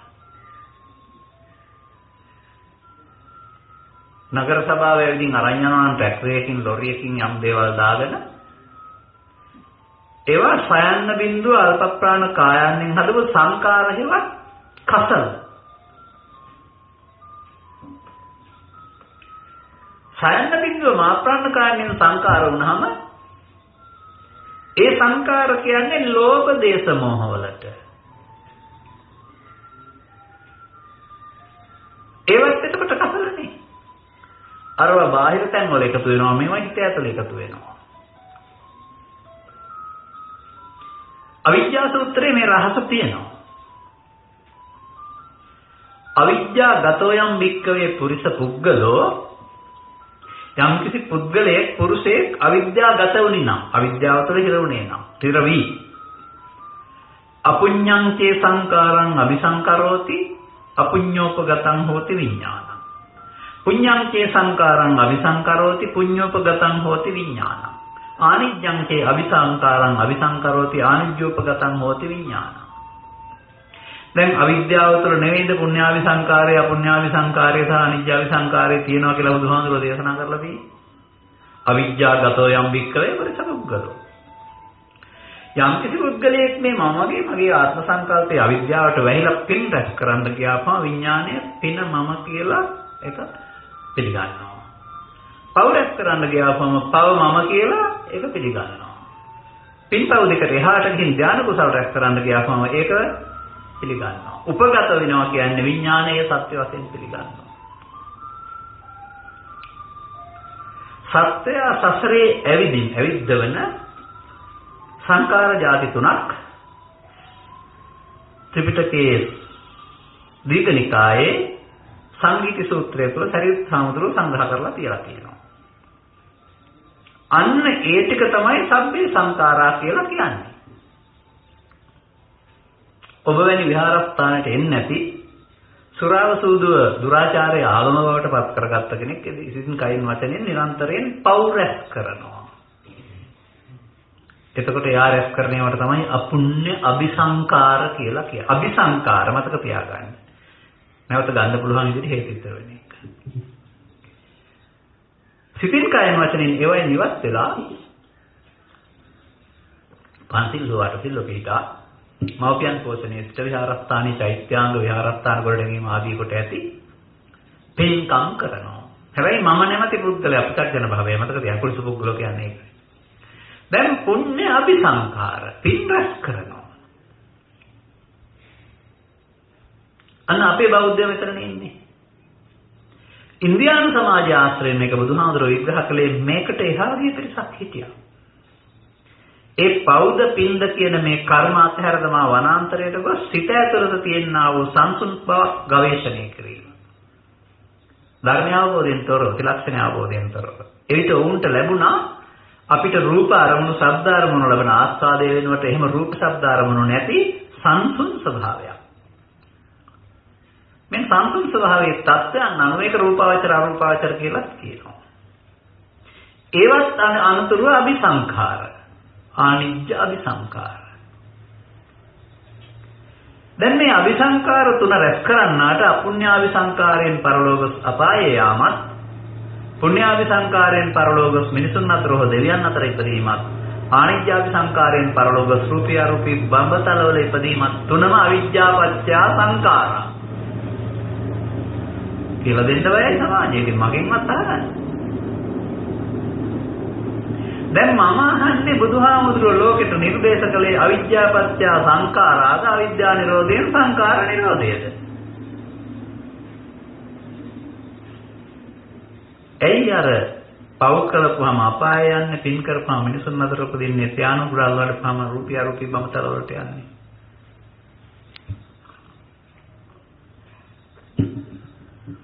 ඒ කරන පුද්ගලයා පුතග්ජනෙක්. ඔහුට ඒවා මම මගේ ආත්ම. එබැවින් පව අල්ලාගත්ත පුද්ගලයාට පව මම මගේ ආත්මයවත් නිත්‍ය සුඛාත්මයි. පින කරන එක හොඳයි, අල්ලාගන්න එකේ වැරද්ද තියෙන්නේ. අල්ලාගත්තාම පින නිත්‍ය සුඛාත්මයි. සත්‍ය අවබෝධයෙන් ලැබූ ධානලාභීන්ට ධානයේ නිත්‍ය සුඛාත්මයි. මේ සබ්බේ සංඛාරා පුඤ්ඤාවි සංඛාර අපුඤ්ඤාවි සංඛාර අනිත්‍යාවි සංඛාර තමයි සබ්බේ සංඛාර. බුදුන් ලොවට හෙළි කරන තුරු මේ වාගේ සත්‍ය ස්වභාවය නේතං මම නේතෝ සමස්මින් නමේතෝ අත්තාවව ලෝකයා පිළිගත්තේ ඒතං මම නේතෝ සමස්මින් ඒසෝ මේ අත්තා කියලා. එබැවින් ඔවුන් සසර ගමන යන්නේ නිත්‍ය සුඛාත්ම නැමැති මිත්‍යා සංකල්පය මත. සසර ගමන යාමෙන් මිදෙන්න නිත්‍ය සුඛාත්ම සංකල්පයෙන් මිදී අනිත්‍ය දුක්ඛ අනාත්ම නැමැති ධර්මය සරණ කරගන්න ඕනේ. දැන් වක්කලිට වදාලේ පංචස්කන්ධය අනිත්‍ය දුක්ඛ අනාත්ම වශයෙන් බලන්න කියලානේ. ඒ නෙමෙයිද ධර්මය විග්‍රහ කරපු බුදුහාමුදුරුවෝ. ධර්මයේ දකීද බුදුන් දකී කියලා විග්‍රහ කරලා දෙන්නේ මේකනේ. අන්න අපට තේරුම් ගන්න පුළුවන් කරුණක් වෙනවා. අபிසංකාර සියල්ල අවිද්‍යාපත්‍ය සංඛාරා. බුදුන් වහන්සේ වදාරන්නේ අවිද්‍යා නිරෝධයෙන් සංඛාර නිරෝධය. අන්න අවිද්‍යා නිරෝධයෙන් සංඛාර නිරෝධය කියන එක තමයි මේ සූත්‍රයෙන් පෙන්වන පාපම් පාපතෝ දිස්වා අත පාපම් විරජ්‍යත. පාපේ වශයෙන් දැක්ක පාපයෙන් නිවත් වෙන ක්‍රමය. බලමු අපි සවිස්තරව නැතත් ආරම්භක පියවරකදී කියන්න තව ඉස්සරහට නැවත පැහැදිලි කරන අදහසයි.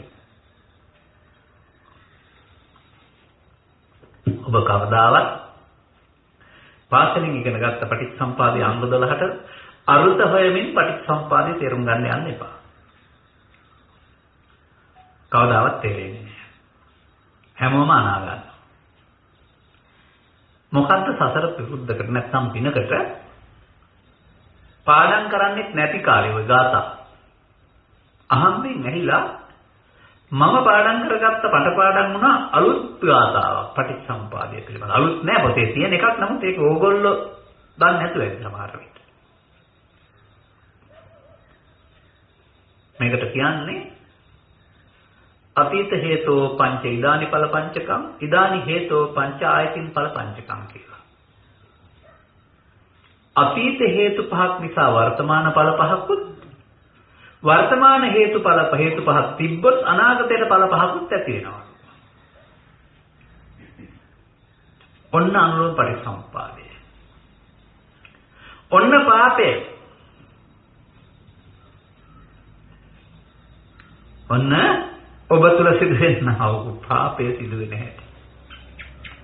දැන් අතපාපම් නිරජ්‍යත ඊට පස්සේ බොනවා වදාරලා තියෙන්නේ.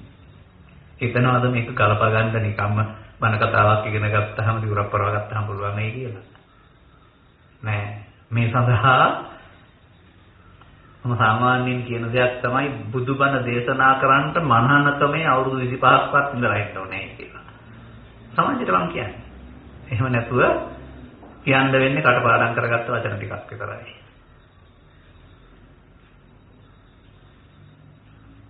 දැන් අපි මේක ඊළඟ වචන පෙළෙන් කියනවා අපිට. අතීත හේතු පහ. අවිද්‍යා සංකාර තණ්හා උපාදාන භව. තියෙන තැන් පස්සේ විග්‍රහ කරන්නම් මම.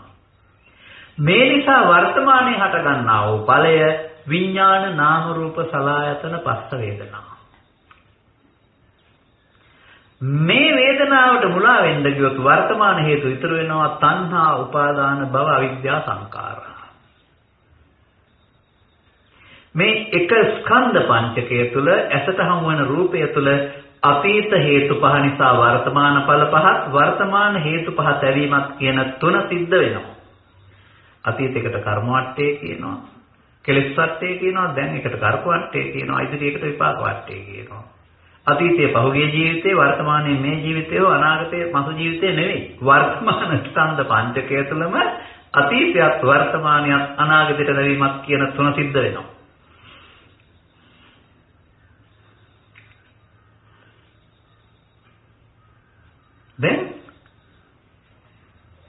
අපි මෙහෙම බලමු. තවත් තැනකින් ඔක ගැලපෙන්නේ නැත්නම් මගේ දේවල් වෙනවනේ. ඔය බුදුහාමුදුරන්ගේ දේවල් වෙන්නේ නැහැනේ. තින්නම් සංගති පස්සෝ. ඇසට ප්‍රසාදයේ ගෝචර රූපය අනිත්‍යකාරයම උදව් කරන පස්ස චෛතසිකය හට ගන්නවා. තින්නම් සංගති ස්පර්ශ චෛතසිකය හට ගන්න කර්ම තුනක් උදව් වෙන එක. පස්ස පච්චය වේදනා.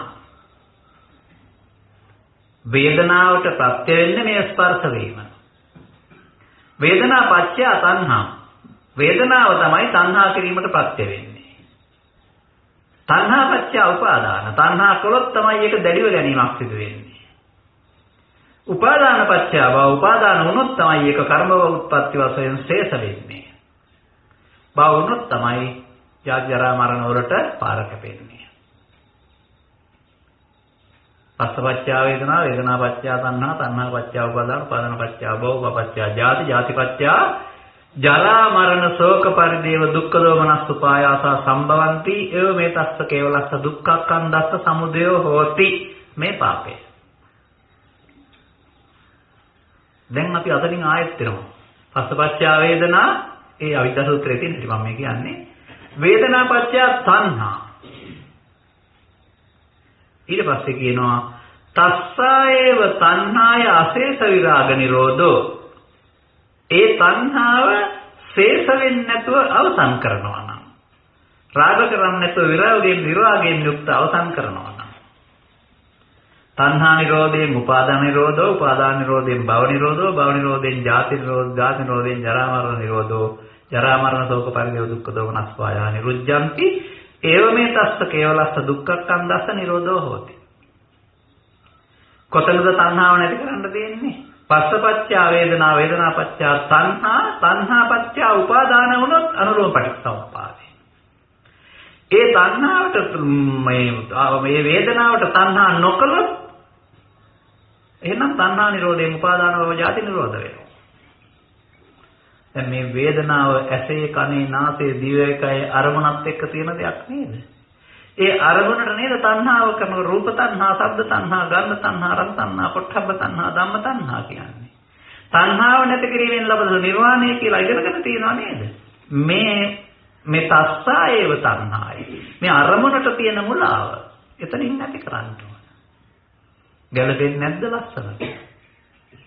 අන්න ඒකයි මම බය නැතුව බණ කියන්නේ. ඕන සූත්‍රයකින් ගලප ගන්න පුළුවන්. දැන් අපි යමු. ඔය පාපය තමයි පෙන්වන්නේ මං ගත්ත ප්‍රේමාව පාපය පව් සිද්ධ වෙන හැටි සහ පාපයෙන් මිදෙන හැටි මම පෙන්වන්නේ. අමාරු වෙන්න පුළුවන්. හොඳටම අමාරු වෙන්න පුළුවන්. ඒකට ගමක් නෑ. මේවා අයන්තව ජහලිය තියෙනවා, මගේ ළඟ තියෙනවා, මම කියනවා එක සැරේට 10 සැරයක් අහලා ඉගෙන ගන්න. මොකටද බුද්ධෝත්පාදයක මිනිසත් කාලෙදී සදහම් හොයන. මගේ ඇරියොත් ආය කවදාවත් ඔක ලේසියෙන් කියලා දෙන්න කෙනෙක් නෑ, හොයලා දෙන්න කෙනෙක් නෑ. මොන වෙන ආගමක ඉපදිලා ප්‍රතිසම්පාද ඉගෙන ගන්නද? දිවි ලෝකේ ඉහිලා ප්‍රතිසම්පාද ඉගෙන ගන්නද? අපි බලමු. මෙහෙමයි බලන්නේ. මේ පෙළොහම කීවට තේරෙන්නේ නැති නිසා මම ඔබේ හිතේ සිදුවෙන තැනකින් ගන්න. ඇසට රූපයක් හමු වෙනවා. චක්කුණා රූපං දිස්වා කියන්නේ ඒකයි. ඉස්සරහින් හමු වෙන පුද්ගලයා හිතන්නේ ඒක තමයි රූපේ. අපි ඇසේ පහළ වුණාට රූප රූපේ ආයෙ තමයි හමු වෙන්නේ. දැන් මේ හමු වෙන කෙනා ඊයේ පෙරේද නැත්තම් පසුගිය අවුරුදු ජීවිත කාලය තුළ මම එක්ක ජීවත් වෙලා ඉඳලා මට උගුලක් කටවපු කෙනෙක්. ඔහුගේ උගුල් ඇටවෙන නිසා මට යන්න එනවන්න නැති වෙලා හිඟමන්ට පාරට වැටිලා. දැන් ඔහු මගේ මිතුරෙක් නෙමෙයි හතුරෙක් නෙමෙයි. තවත් කෙනෙකුට ඔහු ජලයේ ගිලී යන විට හෝ රැකියාව වහිමි පාරට වැටෙන්න හදන විට උදව් කරලා හරි බේරගත්ත කෙනෙක්. මැරෙන්න ගිහින් බේරගත්ත කෙනෙක්. එතකොට ඔහුට හම්බ වෙන්නේ පිටු දෙවියෙක්. දෙකම චක්කුණා රූපං දිස්වා මතක තියාගන්න. තරහකාරයාගේ හිතේ උපදිනවා උප්පජ්ජති අමනාපං. කල්යාණ මිත්‍රයාගේ හිතේ උපදිනවා උප්පජ්ජති මනාපං. එතකොට මේ ඉස්සරහින් දැක්කේ එක්කෙනයි මනාපය අමනාපය යා ගාව නෙමෙයි අපේ දෙන්න ගාව හිත තුළ තිබෙන එකක් නේද? uppajjati මනාපමනාපං. මේ කියන්නේ කැමැත්තයි අකමැත්තයි දෙකම කියන එක නෙමෙයි. මනාපං කියන්නේ ලෝභ, අමනාපං කියන්නේ දෝෂ, මනාපමනාපං කියන්නේ මෝහ. ඇසට රූපයක් දැක ලෝභ, දේශ, මෝහ උපදිනවා. එක්ක ලෝභ මෝහ, එක්ක දේශ මෝහ උපදිනවා. ඒකට තමයි බුදුහාමුදුරුවෝ වදන්නේ ඕලාරිකං සංකතං පටිච්ච සමුප්පන්නං. අර පටිච්චසමුපාදේනේ. ඒ උපන් එක. දැන් අපි එක මෙහෙම ගන්න වෙනවා. පස්ස පච්චය වේදනා. එතන සිද්ධ වුණේ වේදනාව එක්ක සැප වේදනාව එක්ක දුක් වේදනාව. දැන් මේ වේදනාවට තමයි අපි මම කොට ගන්න. කැමැති හෝ අකමැති දෙකම මම කොට ගැනීම. අන්න තණ්හා. වේදනා පච්චය තණ්හා. තණ්හා පච්චය උපාදාන. උපාදාන පච්චය භව. අරමුණ මම කොට ගත්තොත් තණ්හා උපාදාන භව කියන තුනට අහු වෙනවා. තණ්හා උපාදාන භවට අහුවීම කියනවා අවිජ්ජා සංඛාරා. ඒකමයි අවිජ්ජා සංඛාරා. මේ අරමුණ තණ්හා උපාදාන භව වීම අවිජ්ජා සංඛාරා. අවිජ්ජා පත්‍ය සංඛාරා. මෙන්න පව් සිදු වෙන හැටි. තණ්හා උපාදාන භව අවිජ්ජා සංඛාරා. රූපය පින්ද පව්ද ධානද කියලා කතාවක් නෑ. අහුණා නම් තණ්හා උපාදාන භව අවිද්‍යා සංඛාරා කියන්නේ වර්තමාන හේතු ඉතුරු වෙනවා. වර්තමාන ස්කන්ධ පංචකය තුළ අරමුණේදී. දැන් අපි ඔක ආපහු ගන්නවා. ඊයේ තරහ වුණ පුද්ගලයා හිතවත් වෙන පුද්ගලයා අද දකිනවා. දකින්නකොටම අර අතීතයේ තිබිච්ච මනාපය හෝ අමනාපය හිතට එනවා. ඒකට කියනවා අවිද්‍යා සංකාර තණ්හා උපාදාන භව. අර තියපු එක තියෙනකොට වර්තමාන හේතු වශයෙන් අවිද්‍යා තණ්හා උපාදාන භව විද්‍යා සංකාරා. අවිද්‍යා සංකාර වල වෙනම අර්ථයක් හොයන්න යන්න එපා. තණ්හා උපාදාන භව වීමමයි අවිද්‍යා පත්‍ය සංකාරා කියන්නේ. තරහ එනකොට අවිද්‍යා සංකාර තණ්හා උපාදාන භව වර්තමාන තරහේ තියෙන අතීත හේතු පහ තමයි අවිද්‍යා සංකාර තණ්හා උපාදාන භව කියන්නේ. දැන් හතරා පිළිබඳ වින්දනය හෝ මිතුරා පිළිබඳ වින්දනය තමයි කියන්නේ විඥාන නාම රූප සලආයතන පස්ස වේදනා. හතරා පිළිබඳ ඇහෙන් ආවනම් එහෙම කනෙන් ආවනම් එහෙම නාසයෙන් ආවනම් එහෙම මොකක් හරි සලආයතනට පස්ස වීම තුළින් එන්නේ මේක වේදනාව. ඒ විඥාන නාම රූප සලආයතන පස්ස වේදනා වර්තමානයේ හැමෝටම සිදු වෙන්න ඕනේ. වර්තමාන ඵල සිහියෙන් කටයුතු කරන්නේ නැත්නම් මේ වේදනාවට ආයත් තණ්හා කරනවා. විඥාන නාම රූප සලආයතන පස්ස වේදනා තණ්හා ඒ වේදනාවට තණ්හා කරනවා. තණ්හා නම් උපාදාන උපාදාන නම් භව. එහෙනම් අවිද්‍යා සංඛාරා. අන්න වර්තමාන හේතු තැබීම හේවත් තණ්හානුසේත හේතු ඉතුරු වෙන හැටි. මෙන්න අවිද්‍යා පත්‍ය සංඛාරා. පොත කොච්චර කල්පයක් පෙරළුවත් ඔබ තේරුම් ගන්න නම් බෑ. තමන් ළඟ සිදුවෙන අරමුණ තුළ අවිද්‍යා පත්‍ය සංඛාරා සිදු වෙන්නේ මෙහෙමයි. මේ තියෙන හැම එකක්ම බුදුහාමුදුරුවෝ වදාරන්නේ පාපය. අත පාපම් පාපතෝ පස්සත පාපේ වශයෙන් දකින්න. දැන් පාපෙන් නිදහස් වෙන්න. කොහොමද නිදහස් වෙන්නේ? දැන් මේ තණ්හා උපාදාන භව අවිද්‍යා සංකාර තමයි කර්ම රැස් කිරීම එහෙම නැත්නම් නিত্য සුඛ ආත්ම කොට ගැනීම කියලා කියන්නේ. ඒතන් මම ඒතෝහමස්මින් ඒතෝ මේ අත්ත පංචස්කන්ධේ මම කොට මගේ කොට ආත්ම ගන්නවා පංච උපාදානස්කන්ධය. සංකිට්ඨේන පංච උපාදානස්කන්ධ දුක්ඛ. දැන් සිහිය නැහැ. අසිහියෙන් කටයුතු කිරීම. දැන් ප්‍රමාදේ. දැන් බුදුහාමුදුරුවෝ හදාරනවා අප්‍රමාදෝ අමත පදං. සිහියෙන් කටයුතු කිරීමයි කියනවාද අප්‍රමාදයේ නිවනට මදි. මෙතන සිහියෙන් කටයුතු කරලා කොහොමද කර්මශය කරන්නේ? අප්‍රමාද වෙන්නේ කොහොමද? ඔබ දන්නේ නැතුව කොහොමද මේ රටේ මිනිස්සු භාවනා කරන්නේ මට කියන්න. ඔක තේරුම් ගන්න නැතුව සසර දුකින් මිදීමේ භාවනාව කාටවත් කරන්න බෑ. ඊට පස්සේ ඔක්කොම ගොම් භාවනා. වැඩක් වෙන්නේ. හොඳට අහගන්න. දැන් මොකද කරන්න ඕන? ආයෙත් ගන්නවා. තින්නම් සංගතිපස්සෝ පස්සපච්චා වේදනා වේදනාපච්චා තණ්හා තණ්හාපච්චා උපාදාන උපාදානපච්චා භව භවපච්චා ජාති ජාතිපච්චා ජරා මරණ. ඒ තමයි අවිජ්ජාපච්චා සංඛාරා නැත්තම් පව් සිද්ධ වෙන්නේ. අත පාපං විරජ්‍යත බුදුහාමුදුරුවෝ පාපේ වශයෙන් දකින්න. ඉදිරියට තියෙන එක පාපේ නම් එකෙන් වෙන් වෙන්නේ කොහොමද? අතීත හේතු අවිද්‍යා සංකාර තණ්හා උපාදාන බව වර්තමාන අරමුණේ තියෙනවා. වර්තමාන හඳුනා ගැනීම විඥාන නාම රූප දරායතන පස්ස වේදනා තියෙනවා. ඔබට දැන් පුළුවන් තණ්හා උපාදාන බව අවිද්‍යා සංකාර නොකර ඉන්න. ඔබ අරමුණ අල්ලාගත්තේ නැත්නම් අල්ලා නොගැනීමෙන් නොතැවුල කියලා මම පෙන්වන්නේ මෙතනයි. අල්ලා නොගන්නේ නම් තණ්හා නැහැ. තණ්හා නැත්නම් උපාදාන නැහැ. උපාදාන නැත්නම් භව නැහැ. එහෙනම් ඒකට තමයි අවිද්‍යා නිරෝධයෙන් සංකාර නිරෝධය කියන්නේ. තණ්හා උපාදාන බවයි අවිද්‍යා නිරෝධ වෙනකොට සංකාර නැහැ. මෙන්න පාපයෙන් වෙන්වීම. බුදුහාමුදුරුවෝ අදාළ පාපයෙන් වෙන් වෙන තැන මේ. වෙන මම දන්නේ පාපයෙන් වෙන්නේ මං අපි පව් කරන්නේ නැහැ කියන මේ මෝඩ තසතිරු මිනිස්සු කොතර පල්ලෙහාද ඉන්නේ කියලා අර ගාථාවක තියෙනවා පබ්බතට්ටේ උම්මට්ටෝ දීගෝ බාලව අවිච්ඡති කියලා. බුදුහාමුදුරුවෝ ඉහළ පර්වතයක් උඩ ඉඳගෙන පාතේ ඉන්න මිනිස්සුන්ගේ මෝඩකම් දිහා බලන් ඉන්නවා සක්මන් කරන හැටි කියලා. ධර්මයේ තේරෙන කොටයි මේ බෞද්ධයෝ මොනතරම් මොට්ට මෝල් මඩ වලක ඉරිලාද ඉන්නේ කියලා තේරෙන්නේ. මතක තියාගන්න. ප්‍රසිද්ධ නාලිකාවල බණ කියමින් ඉන්නවා. ෆයිල් එකට ලියුම් 100ක් හම්බ වෙනවා. දෙකයි වැරදි කියලා කියන්නේ අනිත් ඔක්කොම ප්‍රශංසා කරන්නේ. ඒ දෙකේම තියෙන්නේ වැරදි විතරක් දකින මානසිකත්වයකින් බලපු ඇහැක්. ඒ අරුණා මේක ඊර්ෂ්‍යා සහගත අරුණාම හරි දෙයක් මොකක්වත් තිබිලා නැහැ. එක්කෙනෙකුගේ ලියුම් දෙකක් ෆයිල් එකේ තියෙනවා. එක සිල්මෑණි කෙනෙක් ඔය ඔක්කොම වැරදි නේද කියලා මගෙන් අහලා තියෙනවා. ඊතර කිසිවෙක් මේ රටේ ඉන්න අය අහලා නැහැ මගෙන් එහෙම. මම පිළිගන්න ඕනේ දෙන්නේ කියන දේද 98ක් අනුමත කරන දේද කියලා ඔයගොල්ලෝ කල්පනා කරා. පුළුවනි නම් මේක ගලපලා දේශනා කරන්න කියන්න කාට හරි.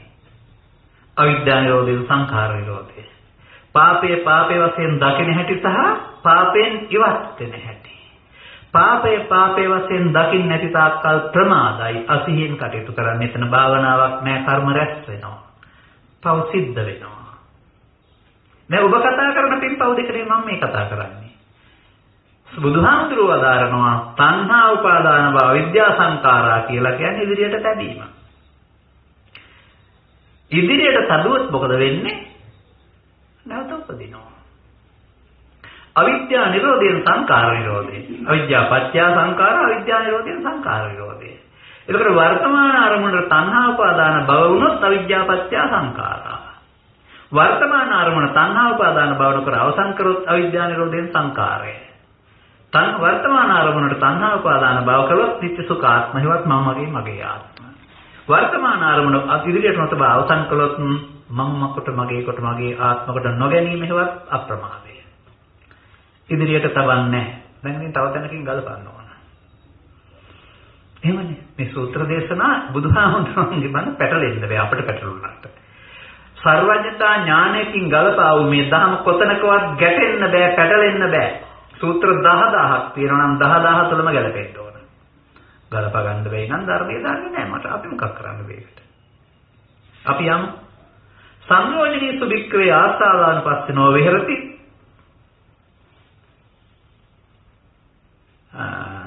විහෙරතෝ තණ්හා පවද්දති. තණ්හා පත්‍ය උපාදාන උපාදාන පත්‍ය භව භව පත්‍ය ජාති ජාති පත්‍ය ජරා මරණ ශෝක මරණ දුක්ඛ දෝමනස් උපායස සම්භවಂತಿ. සංයෝජනීය සුවික්කවේ ආදීනෝ අනුපස්සිනෝ විහෙරති තණ්හා නිරුද්ධති. තණ්හා නිරෝධයෙන් උපාදාන උපාදාන නිරෝධයෙන් භව භව නිරෝධයෙන් ජාති ජාති ජරා මරණ නිරුද්ධාමි. මේ සංයෝජන සූත්‍රයේ කියන එක උදාහරණයක් ගන්නවා බුදුහාමුදුරුවෝ. ඒක දන්නේ ඉස්සෙල්ලා. කිසියම් පුරුෂයෙක් පහනට කලින් කලට තෙල් සහ වැටිය බහලා යනවා. තේලංච පටිච්ච වට්ටිච්ච පටිච්ච තේල පජුප්පං ජායයි කියමයි කියන්නේ. එවිට මේ දැල්ලට ආහාර තෙල් සහ පහන වැටිය බැවින් දැල්ල දිගු කලක් නොනිවි දැල්වෙනවා. ඔහු තෙල් බහලාන එක වැටිය බහලාන එක නවත්තනවා. එවිට තියෙන තෙල් වලින් විතරයි දැල්වෙන්නේ. බහලා නැති තෙල් නිසා ටික දවසකින් මේ දැල්ල නිවි යනවා. මේ තෙල් දැමීමයි තෙල් නොදැමීමයි කියන දෙක තුල ඔබට ගලප ගන්න පුළුවන්ද? ඇත්ත. මේ අරකමයි කියන්නේ. අරමුණු රසයට මුලා වී තණ්හා උපාදාන භව විද්‍යා සංකාර කිරීම තෙල් දැමීමයි. එහෙනම් ආයේ අවිද්‍යාව පත්‍ය සංකාර නැත්නම් ඊළඟ ස්කන්ධ පංචකය හටගන්න හේතු තියෙනවා. අරමුණට මුලා වී තණ්හා උපාදාන භව විද්‍යා සංකාර කරන්නේ නැත්නම් අනිත්‍යයි. ඉතුරු නැතුව නැති වෙනවා. එතකොට එහෙනම් තෙල් වැටිය දැම්මේ නැහැ. දාපු නැති කන්න නැවත උපදින්නේ නැහැ. මේ අනිත්‍ය යන පංචස්කන්ධය තුල මම කොට මගේ කොට නොගැනීමෙන් ඉතිරි නැතිව නැතිවීමයි. තණ්හා උපාදාන භව අවිද්‍යා සංකාර නොවීමයි අනිත්‍ය. තණ්හා උපාදාන අවිද්‍යා සංකාර වෙනවා නම් එතන අනිත්‍ය නෙවෙයි නිට්ටය. එතකොට මේක අනිත්‍ය කියන්නේ ඇති වෙනව නැති වෙනවා කියන එක නෙමෙයි මගේ නොවේ කියන එක. දුක්ඛ කියන්නේ මම නොවේ කියන එක. ඒකයි අර අනිත්‍ය දුක්ඛ අනාත්ම වූ දෙයක් මම මගේ ආත්ම වශයෙන් ගැනීම සුදුසුද කියලා වක්කලි සූත්‍රය අහලා තියෙන්නේ.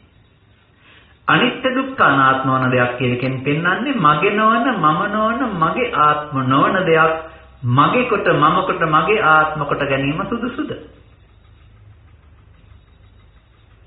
තේරුම් ගන්න. ඔන්න වර්තමාන මොහොතේදී බුදුරජාණන් වහන්සේ ඔබ සඳහා දේශනා කරලා තියෙන පටිලෝම පටිච්චසමුප්පාදය. ඉගෙන ගත්තේ නැත්නම් දන්නේ නැත්නම් හැම විටම අතීතයෙන් ගන්නවා වර්තමානයේ විඳිනවා අනාගතයට තියෙනවා. මම මේක ලස්සනට ගලපලා පෙන්නලා තියෙනවා මෙන්න මෙහෙම. ඔබ හිත ගන්න මිදුලට ගිහින් කෙලින් හිත ගන්න. දකුණු කකුල ඉදිරියට තබන්න. දැන් එතට ඉදිරි පාදයේ එවිට අනිත් පාදයේ පසු පාදයේනේ. ඔබට මෙහෙම ඉන්න තාක්කල් ගමන යන්න බෑ.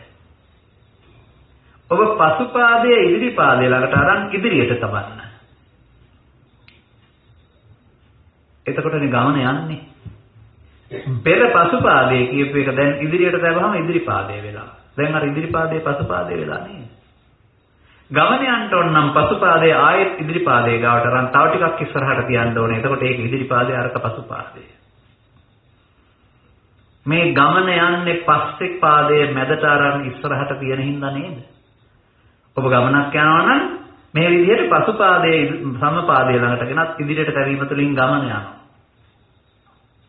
ඔබ අතීතයට ලැබූ හේතු වර්තමානයේ අරගෙන අනාගතයට තවන තාක්කල් මේ තමයි සසර ගමන යන හැටි. අතීත හේතෝ පංච ඉදානි ඵල පංචකං ඉදානි හේතෝ පංච ආයතින් ඵල පංචකං මේ පව් සිද්ධ වෙන හැටිවත් සසර යන හැටි. ගමන නවත්තන්න නම් මොකද කරන්න ඕනේ? අලුතෙන් තෙල් සහ වැටිය බහලන්න නැතුව ඉන්න. අතීත පාදේ අරගෙන වර්තමාන පාදේ ගානෙන් තියනවා ඉස්සරහට තියන්නේ. එහෙනම් ගමනක් තියනවද? අන්නේ තියන්නේ වගේ අතීත හේතු නිසා වර්තමාන හටගනී ඔබේ ඵල හටගනී ඔබේ අරමුණේ. අල්ලා නොගැනීමෙන් ඉදිරියට රතබ අවසන් කරන්න. එතකොට තණ්හා උපාදාන භව අවිද්‍යා සංඛාරා නැහැ. අන්න තෙල් දාන්නේ නැහැ කියන්නේ ඒකට තමයි. තණ්හා උපාදාන අවිද්‍යා සංඛාරා නැහැ කියන්නේ අවිද්‍යා නිරෝධයෙන් සංඛාර නිරෝධය. ස්කන්ධ පංචකයක් පාසා අරමුණක් පාසා රූපයක් ශබ්දයක් ගන්ධයක් රසයක් පාසා ඔබට අවිද්‍යා නිරෝධයෙන් සංඛාර නිරෝධ කිරීමේ ඉදිරියට නොතබා අවසන් කිරීමේ භාවනාව හේවත් තිලකුණු වැඩිම කරන්න සිද්ධ වෙනවා. මින් පිටස්තර සසර දුකින් මිදීමට කිසිම භාවනාවක් මට පිටකේ පේන්නේ නැහැ. Taman රවට්ට ගන්න භාවනා කර හැකියි. පටිච්චසමුප්පාදය දන්නේ නැහැ, ලක්ෂණිය දන්නේ නැහැ, පංචස්කන්ධය තුල ගලප ගන්න දන්නේ නැහැ. මොකට භාවනා කරනවද දන්නේ නැහැ.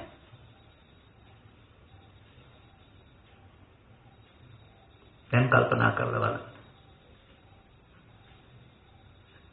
තථාගතයන් වහන්සේලාගේ දේශනා වශයෙන් අරුත් දෙකයි. එක පාපේ වශයෙන් දකින්න. දැන් ඔබට තේරෙනවද අරමුණේ මුලා වීම තුළ තණ්හා උපාදාන අවිද්‍යා සංඛාරා හේවත් යංකෝ භික්ඛවේ අනුසේති අනුමීයති තේන සංකං ගච්ඡති. අනුසේතුරු කරන එකට පාපේ කියන්නේ. ඕනෑම අනුසයකින් නැවත උපදීම සිදු වෙනවා. ඒ කියන්නේ රූපී අරූපී කාම මොන හරි බවක. මොනම අනුසයක්වත් ඉතුරු වෙන්න බෑ. අනුසය ඉතුරු වෙන්නේ නැත්තේ තියෙන අනුසය උපදිනවා. අතීත හේතු නිසා වර්තමාන ස්කන්ධ පංචකය හට ගන්නවා. එතකොට ඒක පංච උපාදානස්කන්ධය කියනවා. ඉදිරියට අවසන් කරනවා. එතකොට කියනවා පංච උපාදානස්කන්ධය අනිදුක්ඛ අනාත්ම වශයෙන් බලනවායි කියලා. එතකොට අවිද්‍යා නිරෝධය සංඛාර නිරෝධය. මේ ඉදිරියට නොතබා අවසන් කරනවා නම් ඔබලා ක්‍රියාත්මක වෙන්නේ බුදුරජාණන් වහන්සේ වදාළ පටිලෝක පටිච්චසමුප්පාදේ නොවේද? මේ පටිසෝතගාමී පුද්ගලයායි. ඔබ මේක තේරුම් අරගන්න හොඳට. ගිහින් රටේ ඇවිදලා බලන්න. ඕනතරම් ධර්ම දේශනා අහලා බලන්න. මේ පැහැදිලි කිරීමට සම පැහැදිලි කිරීමකට වඩා හොඳ එකක් තියෙනවා නම් කොහෙන් හරි ගන්න. මම විරුද්ධ නැහැ. මම කියනවා මෙතෙන් එන්න බෑ මේ රටේ ඉන්න අයට තාම. මහානකමේ අවුරුදු 25ක් 35ක් බුදුහාමුදුරන්ටයි ධර්මයටයි ආදරය කරන්නේ. මේක තේරුම් ගන්න බෑ. තේරුම් ගන්න බැරි නම් අනුගමනය කරන්න බෑ. අනුගමනය කරන කර්මක්ෂය කරන මාර්ගයේ යන්නේ නැත්නම් මේ බණ කියන්න බෑ. මම ඔබට කියනවා මම මේක කරන්නේ. ඔය මම විග්‍රහ කරන එක තමයි මම වර්තමානයේ ඕන වෙලාවක කරන්නේ. මම මේකට ගලපනවා අනතුරුව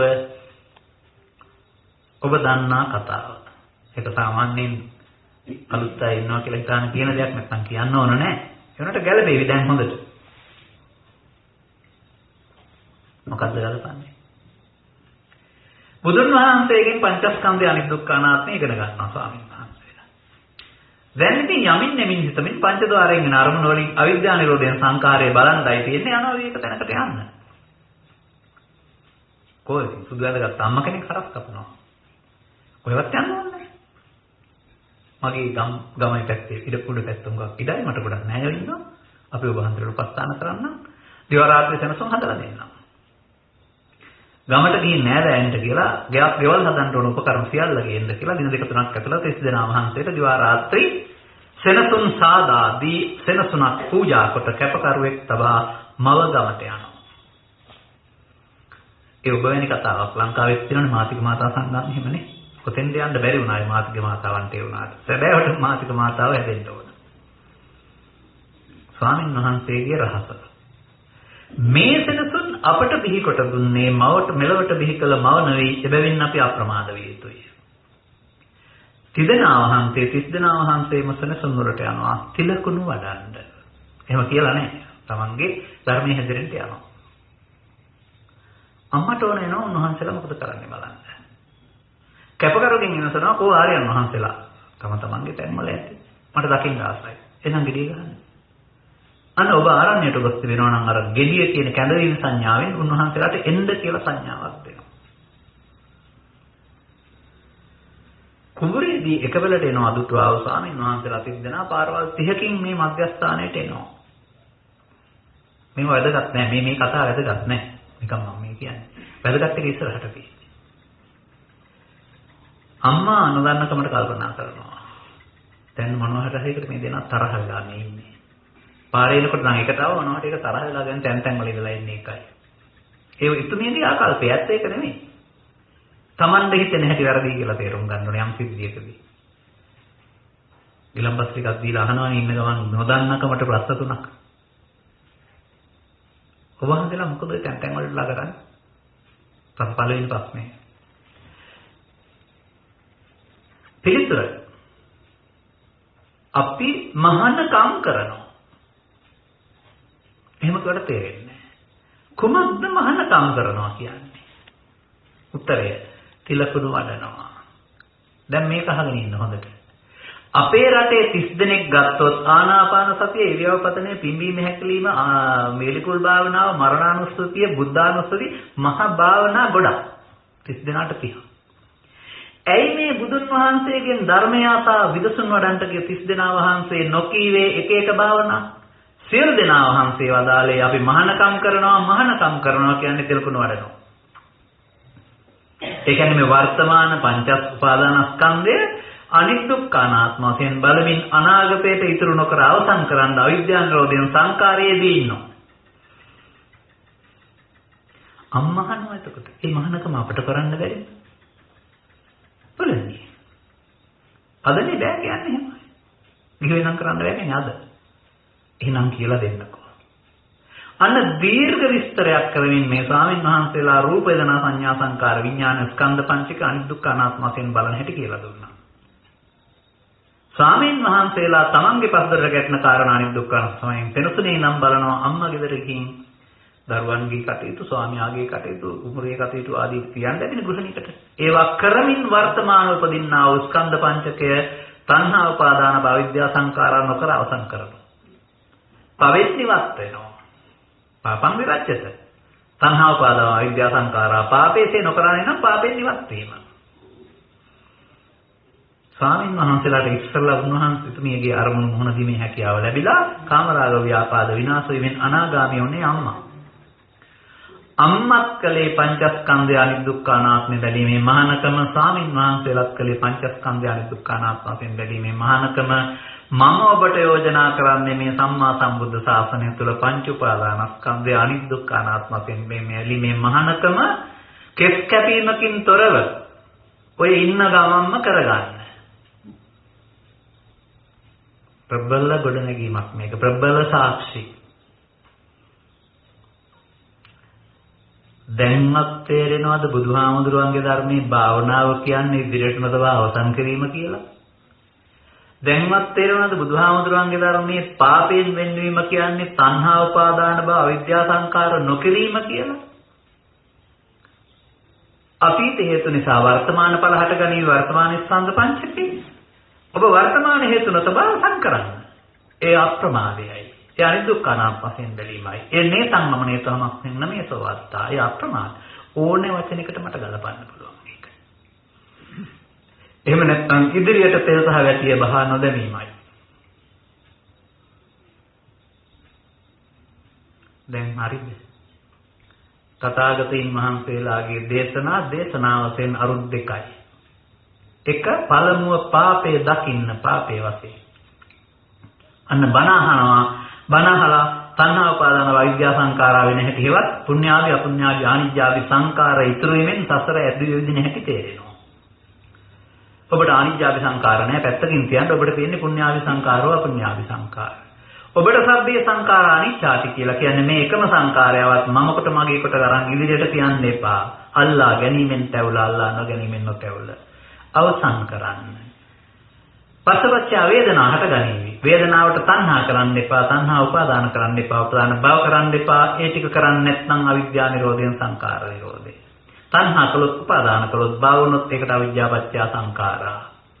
තේරෙනවද? ඉදිරියට නොතබා අවසන් කිරීම වර්තමාන ස්කන්ධ පංචකයේදී කළ යුතුයි. භාවනාව යන හැම විටම වර්තමානයේ කළ යුතු දෙයක්. ඉන්න තැන නෙමෙයි ඒක වැදගත් වෙන්නේ. පස්දරට හමු වෙන්නේ මොන කාරණයක්ද? මොන කාරණයක් නිසාද උප්පජ්ජති මනාපං උප්පජ්ජති යමනාපං උප්පජ්ජති මනාපං උපදින්නේ? පටිච්ච සමුප්පන්නං කියන්නේ ඒකට. පටිච්ච සමුප්පාදය දැකලා නිරෝධය දැකලා බුදුහාමුදුරුවෝ බුදු වුණා. ඔබට නිරෝධය දැකීම තමයි භාවනාව කියලා කියන්නේ. ඔන්න පටිගත කරගෙන සිය සැරයක් අහන්න ඕන බණක් මේ කිව්වේ මතක තියාගන්න. සිය සැරයක් අහන්න ඕන බණක් මේ කිව්වේ. තේරෙන්නේ නැති වෙන්න පුළුවන් මම දන්නවා ඒක. තේරෙන්නේ නැති අය ඉන්න පුළුවන් අලුතින් අහපු අයට. ඔබට මේක කොහෙන්වත් අහන්න හම්බ වෙන්නේ නැහැ. දැනට මම දන්න දෙයක් ඒක මතක තියාගන්න. කොතරම් රතේ බණ තිබුණත් පටිච්ච සමුප්පාදයේ ත්‍රිලක්ෂණයේ චතුස්සත්‍ය පංචස්කන්ධය තුළට ගලපා දේශනා කරන්නට දන්නෝ මේ රතේ විරලය. ඇත්ත ඒකයි. අර හදාගත්ත මෝඩ පටිච්ච සමුප්පාදය තුළ ලියලියා ඉන්නවා කීකියා ඉන්නවා ලකුණු ගන්නවා වරුණාම ඒක ක්‍රියාවට නගන්න තේරෙන්නේ නැහැ. ඔබ හරි වාසනාවන්තයි. ඔබට මේ ඉඩකඩ සලසා දෙන්නට මේ ස්ථානීය සුන්දර තැන ඊට කඩසලසුව අපේ ස්වාමීන් වහන්සේත් ආසනාවන්තයි. මේ රටේ ඉන්න ස්වාමීන් වහන්සේලා අතර බණහන් ස්වාමීන් වහන්සේ කෙනෙක් මම රහන් වුණා මෙහෙදි. අපේ ආමුදුර බණහන් නැහැ කවුරුවත්. සංවිධානය කළාට බණහන් නැහැ කොහෙවත්. ඒ වුණාට මම හිතනවා උන්වහන්සේ අහනවායි කියලා. එබැවින් මේ අපි එන ගමන නිකන් ඉන්න බැරුවට එන ගමනක් නෙවෙයි. අපි කතා කළා වචනේ මොකද්ද? අපේ බෞද්ධයෝ ඉන්නවා කර්ම මාර්ගයේ. මෙන්න ධර්ම මාර්ගය මම පැහැදිලි කළේ. කර්ම මාර්ගය තුළ නිවන් නැහැ විපාක ඒක අවිද්‍යාව පත්‍ය සංඛාරා තුනමයි. ධර්ම මාර්ගය තුළ කර්මක්ෂය වෙනවා. එතකොට අවිද්‍යා නිරෝධයෙන් සංඛාර නිරෝධය.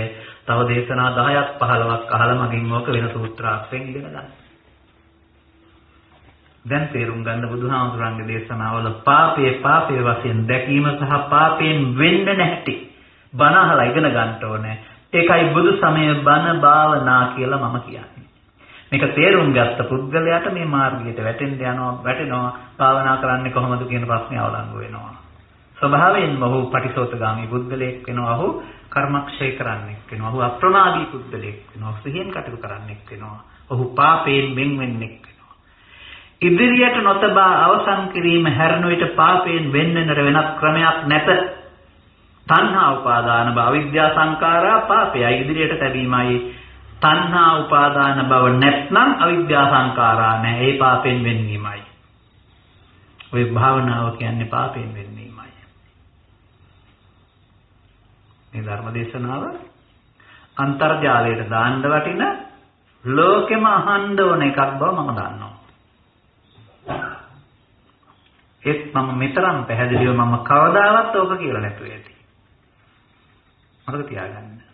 ඊයේ මම කලේ ධර්ම දේශනා 50 වෙනි එක. කලේ පටිච්චසමුපාදේ. හැබැයි උත්තර විස්තර කිව්වේ නැහැ. අන්න එහෙමයි ඒක හැටි. එබැවින් අද දවසේ අපට මෙහාට වඩින්න ඉඩ කරසල්සු හැම දිනාට ස්තුතිවන්ත වෙමි. මේ දහම් මඟ පාදා ගන්නට විසාකා කුලන සමිතියේ මැදිහත් වීම පිළිබඳව ස්තුතිවන්ත වෙමි. මීට මඟ සලසා දීමට විහාරාධිපති නාහිමියන් ගත්ත තීරණයට ස්තුතිවන්ත වෙමි. ඔබ අප හැම දිනාට මේ දහම තුලින් අද බුදුන් දකින්ට අවශ්‍ය ධම්ම අවබෝධය ලැබීමට හේතු වාසනා වේවා කියන සුභාශිංසනීය ප්‍රාර්ථනා කරමින් අද ධර්ම දේශනාව අවසන් කරනු ලබනවා. සාදුකාරයක් පවත්වන්න.